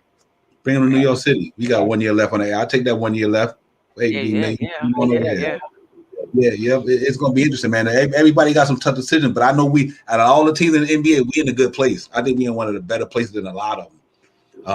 Like my man Justin, real quick. Justin said, who would you like to bring back from last year's roster? Reggie Bullock for sure for me. I definitely would love to have Reggie Bullock back. As a backup small forward, if we get somebody who can replace him at the three, free agent wise, I'm gonna be honest with you. That's about it to me. I don't think back. Yeah, Derrick Rose. Yeah, that's right. Yeah, Derrick, you're right. Absolutely. Derrick Rose and Reggie Bullock would be my two free agents that I would definitely bring back to the Knicks next year. I think Noel's going to demand more money for somebody. I think he done worked his way into a bigger contract. And if the Knicks going to go out there and try to make it happen, I don't think they're going to give him no $10 million. I just don't think they're going to do that. Yeah. You can give Hassan Whiteside $1 million before you get $2 million, $3 million before you get Noel. Right. So I don't think he's coming back. I know Elfin ain't coming back. No. Alex Burks, I don't think so. I think they I would want to say he could come back as possible, but I don't think he's coming back. Todd Gibson, maybe. I was thinking about him too. Yeah, maybe. I think Todd could be right. He'd be cheap. So I think Derrick Rose, Bullock, and Todd would be my three guys. I think the Knicks will bring back Justin next year, to be honest with you. I agree with that. Yeah, I don't see anyone else from that group. I don't see a Burks returning unless if he comes back at a veteran minimum. If he really likes it, which I don't see, he'd be crazy because I think a team will give him about around $6 to $8 million to go somewhere on a team that could use a shooter or a two guard that could come in. And Alex Burke did prove himself. He had those games. So I think he will be an attractive player for other teams that just needs that win. That extra player. Let's say Philadelphia that might could see them signing him if Steph Curry is part of a trade that gets moved on all that. But you can see all that. You can see that. I don't see him returning. I would love to get it. Bullock. I would love to bring him back too. And also it depends because remember the Knicks took care of him for a year while he got his surgery. So let's see if he gets a team friendly deal for that. So we got all that. We got to see all that. Yeah, because I don't think Pinson coming back. I don't think Jared Harper coming back. I don't see right now. I don't see Frank coming back. You never know, but I don't think he's coming back. I don't think the Knicks will keep him. And so, you know, like Steph said, that's going to be a whole different roster almost next year, man. But you know, if they go out there and get a couple of guys that we think they need to get, then they're going to be able to go out there and get the minimum guys, and you know, and like that. But then now I'm wondering. I know Steph, you said earlier because we don't need to do the 1 year thing. But do you think they might do the 1 year thing because of the free agency class in 2022, or you think they're going to just going forward and Probably just get not. who they can Probably get? it depends on who the player is. You know, if it's somebody that they see in the long range plans, they may give them a 3 year, maybe even 4 or 5. They're like Oubre, they probably wouldn't do a 1 year. They probably see Right. Oubre in their plan, so they may do a longer contract. But there may be some players. But let me tell you, if you're given a 1 year contract, you're gonna have to overpay. Yeah. You're gonna have to overpay for that. And then it needs to cap. It needs to cap. And it needs to cap. You know, that's the problem. That means they went ahead on draft night and they drafted the players. See, that's what it comes back to full circle, because now we're gonna see, you know, with the draft, if they show an indication that they're gonna sign these players with the draft picks, that means they're going to go for, like you said, small amount of players, but give them a large amount of money for shorter deals and go with that. And then it expires at the end of the year when they have that big free agent class. And now they're going to the casino and they're going to go to the big boys, to high rollers tables.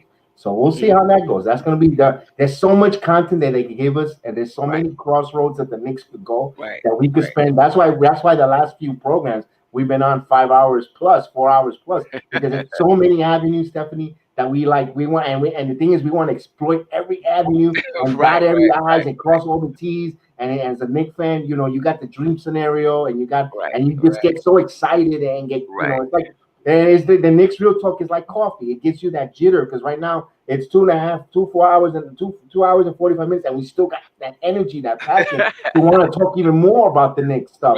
Salute to everyone in the chat. Salute to everyone viewing us and being with us and giving us that energy to just want to keep talking Knicks and all the different scenarios and all the different avenues. That is just right now on a Friday, it just got me going. After I get off the air, I don't have fucking sleep. It's like I watch a full game. Oh yeah, when I get off this, I can't sleep for a while. I told BX, I be going upstairs, turn on HGTV or something. What the fuck? I can't. I don't have to worry. You know, it's only 1:30 in the afternoon here. Oh, but you don't have to worry. Lunch, man. Hey, but I'm gonna have to get out of here, guys. Yeah, hey Steph, we appreciate you so much, sister. Thanks for coming on. It was a pleasure. Glad to see you doing good. You're in good stuff. You stay safe down in Atlanta, man. And and then we'll see you on the next episode of Queen's Court. You know, y'all already know what it is, man. Queen's Court Friday, MBK. Y'all go get it popping down there and support the Queen and her. And salute to my girl Chris. Chris, we see you. Chris, when we see you, salute to you tonight out there and everything, man. And stay safe out in the city. And Steph, thank you, sister. We appreciate you blessing the show today for sure. You guys will be on next Friday, same time? Next Friday, same time. All right, Divine, BX, Take care. Enjoy my mixes. Enjoy my music mixes. I know I threw one out to yes, I do. I appreciate it. I didn't even know. I was like, is that my BX? When I saw the I said, I know about the sports, but this is kind of different. I appreciate it. Thank you. No problem. No problem. All right, so have a good night, sister. Have a good night. Right. Enjoy your vacation. All right. That's Queen's Court, everyone. Yes, sir. Yeah. Hey, my man Elton said he think the Knicks bringing back Bullock, Rose, Noel, Mitch, quickly Knox, RJ, and Randall. Hey, I can see all that. I just think that Noel thing. Yeah, I'm cool with it. I think that Noel might get a payday. You know what I mean? I think he might get a payday, Elton. Maybe not, but I think Elton, he might get a payday and get a bigger contract, and Knicks might not want to match that. You know what I mean? And I think they can at least the multi. Yeah, right. Because I think they might feel like they can get a center that could do what he do on a cheap. You know what I mean? I'm thinking that because I know you don't want to bring up the chemistry of the commodity needers. Don't get me wrong. I can see why you do want to bring him back. So I agree with you on that one. I think the Knicks might say, you know what? I might not. Because like I said, Mitch at $1.8 million, man. I mean, That's you know you can't bring back Noel at 10 and get rid of Mitch at 1.8. Mm. You know what I mean? So I think with them signing Noel Pell, I think because they signed what's his name, Noel Pell, and I think they said he's so determined to show that he belonged, he might be able to come in there and do that Noel thing. You know what I mean? And they already signed. They gave Noel Pell a certain amount of money. I think the Knicks might have gave Noel Pell that money because they knew they might wind up losing one of them other guys. You know what I mean? Whether Mitch or Noel, the Knicks might feel they might lose one of them dudes. So we had to see. But I think I definitely think they're gonna. It ain't gonna be the same. I hope you're right. I hope you're right, Elton Lee, because I don't want to break up that chemistry neither. Sometimes when you got chemistry and camaraderie, you don't want to break that up. So we have to see, man. I would even if no matter what situation Mitchell Robinson is, would that guy give you for $1,800,000? You cannot get rid of that dude unless you put him in a blockbuster trade. There's no way you trade that dude for a one. And even if you don't sign him after that, even if you lose him in free agency, but here's to me what's the key to that. You keep Mitchell Robinson on his last year, his deal for $1.8 million. You get to the trading deadline, you can imagine what you would get for that dude. You understand what I'm saying? So it's hard for me to see that they might get rid of Mitch. I just don't think, from a business standpoint, me, I'm a businessman. I try to make dollar out of 15 cents all the time. It's just not economically makes sense to get Mitchell Robinson. Would that man give you for $1,800,000? It just don't make no sense. I don't even see that. So, and that's why I wonder, that's all we not throw Noel in there. Because if somebody said, no, Noel, we give you $10 million a year for 2 or 3 years, he probably jump on that. Now I don't think the Knicks will give him that money. No. Yep. I think he's looking for security, Noel turned down that huge Dallas deal. Has to eat away at him, going from that to being on 1 year deals, I mean, throwing away that kind of bag. But $70 million. And he's not going to play any better than what he did this year. So this is his chance. If he comes back on a 1 year and does his knee or something like that, then it's, it makes it very hard to get back in that situation again. So I think he's taken the best possible deal he gets, and probably another playoff contender. But it might be a 1 year deal from another playoff. One thing we talking and to reiterate, everybody want to save their pennies for the next year's draft of free agents class. So now everybody's going to want to spend all their money. So there's going to be, I think, there's going to be a lot of short-term deals with a lot of people eyeing that next year's free agent class. So that's going to be interesting. The Knicks might tell him, go and shop, come back with your highest and best offer, and we'll let you know we want to match it. Or who knows? We might bring back Nolan Noel on a $6 million deal. I think he got 5 last year, and maybe we get him a 6 year, $6 million, 1 year, $1 million raise, and now you got 7 and 1 and 2, so you got $9 million in your center between him and Mitchell Robinson. It's still not bad if you want to go that route, and you still got Noel Powell in case because I don't think Nolan Noel will make an 82 game season. That's why it's another concern with me. If you want to upgrade with him, I'm all fine with it too. I love what he gave us. I love the blocks. I love his defensive intensity, but I don't think he will hold up a full 82 game season with the New York Knicks. We saw that he played through pain and all that because it was a short and they needed him, especially Mitchell Robinson going down. But I don't think that guy is going to make it a whole full season. I think he'll break down. So I think if the Knicks could dodge a bullet and allow him to walk, and let him walk, I won't be opposed of it. If they bring him back on a cheap deal, I have no problem with that either. But I don't think so. If they let him walk, I'm good with it as well. Yep. Well said. Yeah, absolutely. I think it's gonna be interesting, man. The good thing about it, we got a lot of good scenarios that we could debate. We could talk about, and that's a good thing. It's a good feeling to be in a situation we in, guys, where we could talk about all these scenarios because we are in a situation where we really are in a good space, man. And so I think we just gotta take advantage of this thing, man, and let the chips fall where they may. But I do like where we at the organization. I like what we got coming up. I mean, you can get it down here, man. Knicks Real Talk. We always gonna bring it to you, man. Bronx Sports Jedi. The streets is buzzing. When I get Knicks Real Talk, Australia popping off with CT over there, we can get that popping one day. Then you already know what it is. So we can get the brother to come on over to the family and get them all the Australian fan base and the international fan base on the other side of the border up and buzzing at this time. Because I know in CT when you at nighttime, when you on at night in Australia, you know where we be at.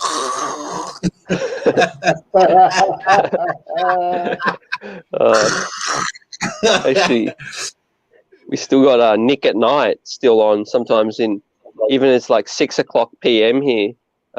Nick at Night still going. Wow. Yeah, but, man. We got so many options, man. I think the thing that surprised me is the second. Guess which team has the second most cap space after us? Charlotte. Was that Miami, right? Charlotte, Miami? San Antonio. Oh, yeah? I think it might be because LaMarcus Aldridge retired. And I think when that happens, that money comes off. Yeah, right. And then Rudy Gay would be aspiring. You're right. Yeah. DeRozan, you're right. DeRozan would be inspiring. Yeah. Wow. He's another interesting guy, man. He's gonna be interesting too, where he's gonna land as well. You know what I mean? That's another guy everybody got to keep an eye on. Where does DeMar DeRozan land? You know what I mean? Pair him up with Lowry. Mm-hmm. Good backcourt. Him, Lowry, him, RJ Barrett, Julius Randle, Mitch. I don't have no problem with that. I really don't. And because to your point, what I like to do is let's go all out for 2 years. Like right, hand out these balloon deals. Don't lock into no 5-year deals if we don't know where we're going. Mm-hmm. Yeah, absolutely. Yeah, I'm on that, man. That's what I said. 2 years, we could do that. We could play with this for 2 years, man. And then after the 2 years is up, we get all that money back. We get all of it back. And and like Elton said, our championship window was 2 or 3 years. You know what I mean? So, and I agree with Elton. In 2 or 3 years is our championship. I think if we'd be ready to do that in them 2 years, to go for it. And then, like I said, the good thing about it, even if you tied up the $70 million for 2 years, in 2 years you get your $70 million back. Then now you can go. You can tool or whatever the case may be and all that. So we had a really good situation in New York. We just hope the front office maintain and do what they do and all that good stuff, man. And we'll take it from there. But salute to the chat, man. Elton Lee. Salute to everybody out there on Facebook, Instagram, YouTube, Twitter. We ain't gonna do a marathon tonight, man. We gonna we get back a few on more it again. Hours. Yeah. We can go a few more hours, Oh. And guess what else? What else can happen in 2 more years if you do that route? It's 2 more years that Donovan Mitchell, Luka Doncic, Zion Williamson could be disgruntled. Right. Then you make the trade. Yeah, you're in a good situation. Yeah, you don't lose. You don't lose. You definitely don't lose. Keep getting better, keep improving your image. Teams that start to look out for the Knicks. Oh, they're going further and further. Yep, that's the destination I want. See, right now we just did 1 little year of a little preview. We keep getting better for the next 2 years. Then we're real hot destination. Yeah, facts. Yeah, I agree, man. That's why I'm excited about it. And I think they're strategically stacking these high school picks. We got like 7 picks or something in the second round. That's going to be all the chips in the table to get a big dog in here. Because think about it, that's like 2, for people that don't realize, that's 2 draft classes like in 1 year. Because you have your seniors, your sophomores, your freshmen. Then you got dudes straight out of high school. I mean, that draft is going to be stacked. And and you're going to have all these second round picks with dudes who you can, like, first round talent, and you don't have to pay them guaranteed money. Yep. Yeah, I agree. I agree with man. We just got to get and do it like these 2 years. That's why I said I'm willing to take on 2 year contracts. It don't matter, if the player talented and they can help us improve, man. I'll take that 2 year deal all day. I really, because I'm just like I was saying earlier on the show. I'm scared about giving our max contract the way these cats is falling, man. And I hate to do it because I want every player to get paid. They deserve it. But I'm just scared because of it's also a business. It's just a business. That's what it is to me, man. I want all these players to get their money. But as a Knicks fan like us, who when we've been waiting for this moment for so many years, I just don't want to go into that McDyess situation again. I don't want to go into the Stoudemire situation again. We don't want to get these guys, man. You give them all that money, and that thing, the Knicks franchise and the fan base can't afford that setback. That's what I'm saying. We can't afford that setback at the 8 years of purgatory and trying to find our way. I just don't think that the Knicks fan base and the Knicks organization can afford to give out a big max contract. And next thing you know, this cat playing 42 games a year.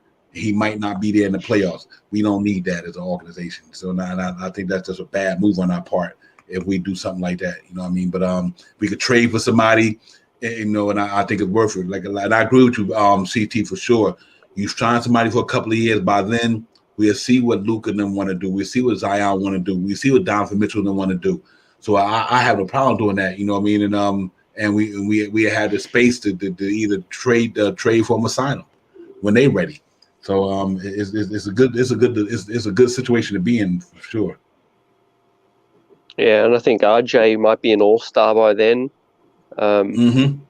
You also have 2 more years to evaluate Randall. Let's not forget about that. We need to see a little bit more in the playoffs. But I think is we got the coach of the year, which is a big advantage. Players. Another reason why players move to different markets, they look at the coach. They don't just look at the team. I think that video, Josh Hart, Kyle Lowry, that was strategically dropped out. They didn't just drop some little video out of nowhere talking about Thibodeau. Both of them. The video was all about Thibodeau, and both those dudes are free agents. Think about that. Right. They're sending signals without saying nothing. That's true. And then that's how it works now. That's how it works now. You don't have to have an agent. You don't have to have the GMs and all of them getting in trouble when you saying that your franchise is tampering. Players are gonna tamper for you now. You know what I'm saying? You don't have to worry about that no you got more. little DM screenshots getting leaked out and all that. Absolutely, man. And I think that's where it's at right now. I'm just happy Brooklyn didn't win. I'm just happy that Brooklyn thing crumbled down. Like KD, Harden, Kyrie. That to your point, Devon. You stack 3 dudes that are injury prone, like at that age. You don't want to risk that.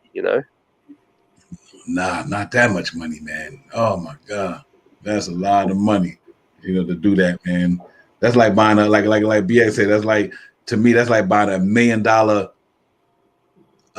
aluminum siding house in Florida by the ocean. That income that's going. It's a wrap. It's a wrap. That's like like I said, spending that money on them guys, man. Next thing you know, they got injured. It's going. That was, because to me, that was championship or bust to me. You couldn't put. I like that. I like that quote from Alton Lee. That I like that right there. Big up to that one. Yeah, solid upgrade. That's a really nice one. We wouldn't have to overpay. And it's reasonable. It was reasonable. It fits your salary cap implication. You don't eat it. You have good players, dogs in there. You play them in there, and then you have an option if you want to make moves for next year or the trading deadline, or like you said, the disgruntled guy that says I'm not re-signing with this franchise in 2022. I'm going to go touch free agency.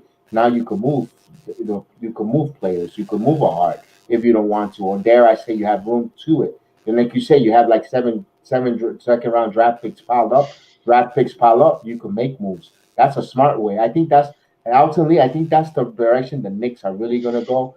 I think they're just throwing smoke signals about big game hunting with the Lillard and all that. I think they're gonna do those type of moves. Even if it's not a Dinwiddie, maybe I don't want Lowry, but maybe a Lowry on a lower level deal. Shorter term deal in here, and so they could keep their options open to move. And maybe that's them. Now, listen, this is what we got in mind. We would like to bring you on, but the big picture, we want to get have money and flexibility. Who knows? We'll see what they talk when they get in the room with this executive Leon Rose and Wild Wild West, Steve Stout and company sit down and talk with these free agents come August 3rd and put their game plan on the table. This is what I got. How do you think what do you think fit?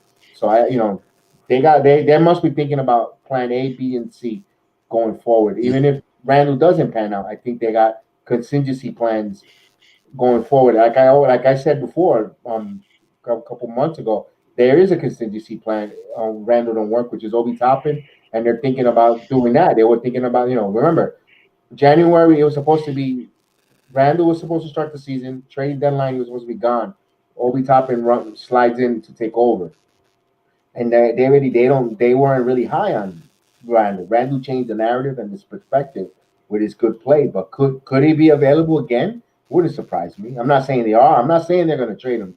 I'm not saying they're going to do any moves right now, but that avenue is always there as a plan C or B, or it might have been plan A in the beginning of this season, but now that might be plan C or D. You're getting my drift where I'm pushing, or just in case things don't happen. So this front office, they collaborate, they speak, they have executed several game plans, and we'll see how they're going to execute. Because they know if certain NCAA players ain't available, they're going to strike. And a good point also with Alton Lee with the NCAA filing, now they could make money in college. There might be players that might not rush to the NBA to get paid. They might stay in the collegiate to get their degrees. Because they say, well, I'm going to go play basketball maybe for 6 years. An NBA career, 5 to 6 years. I got to get my degree, and I'm going to get paid. I don't have to struggle. You're eating dollar menu meal. Even though they get fed well, the athletes, but there's certain perks that they don't get with the money, so they might stay longer. And that's a great point. So we'll see. There's a lot of different things. There's a lot of different avenue. Basketball is from the collegiate level all the way to the pros is changing. Revolutionary is changing. Now the G League is going to be paying players as well. If they don't want to go to college, they can go right to the G League and be able to get paid. So it's gonna be interesting going forward, guys. Yep. But listen, man, we gonna get out of here pretty soon. Yeah. We'll go around the panel. We let CT get it in there, man. And then we're gonna get up out of here because I do got to get up on my grind tomorrow. I got some things to do. But guess CT, man, give me some last thoughts, man, and some words, man, and I connect with you on the next stream for sure. Yeah, salute again. Great show. Always great catching up with you guys. Talking Knicks, like I said, we could talk for 10 hours or more. So many situations, but let's just keep our finger on the pulse. Tomorrow there could be a new rumor out there. So, just keep it together, Knick fans out there, believe in it. This front office is going to do the right things. We've got options and they're doing their work right now. I think in 9 more days, we'll see exhibition game, Luka Vildoza versus Australia. Then we got a little tournament with the US, Argentina, Australia, and Jamaica, or Nigeria. And there's going to be some action just around the corner. There can be some more highlights drop. So I'm excited, I'm watching all the draft streams, trying to find out who I like in this draft. There's a few nuggets in there. And, hopefully we'll pick ourselves up a gem. Yeah, absolutely. Yep. BX. Oh, so far, absolutely. I thank you guys, everyone in the chat, everyone that's here. Stephanie, to UCT, always Divine. Thank you guys for helping me achieve my 100 subscriber on my channel. I appreciate you guys, all the love, and hey, you guys have a good 4th of July, man. Enjoy. All those are gonna celebrate smart. Make sure the fireworks are away from children. Make sure you clean up after the fireworks is done, all your trash. Be considerate of your neighbors and enjoy, man. Celebrate the independence and every man and woman that served our nation guard. Thank you for giving us the freedoms to celebrate our Independence Day. I appreciate it. Salute to all you soldiers and our men and women protecting our countries and making freedom around the world. And I appreciate it, man. This is Bronx Jedi saying thank you so much, and we'll see you on the next one, man. I appreciate it. Go ahead, Devon, close it out, bro.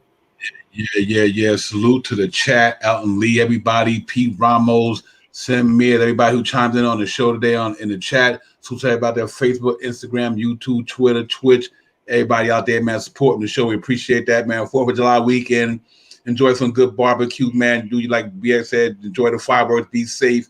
Just have a great weekend, first and foremost, man. And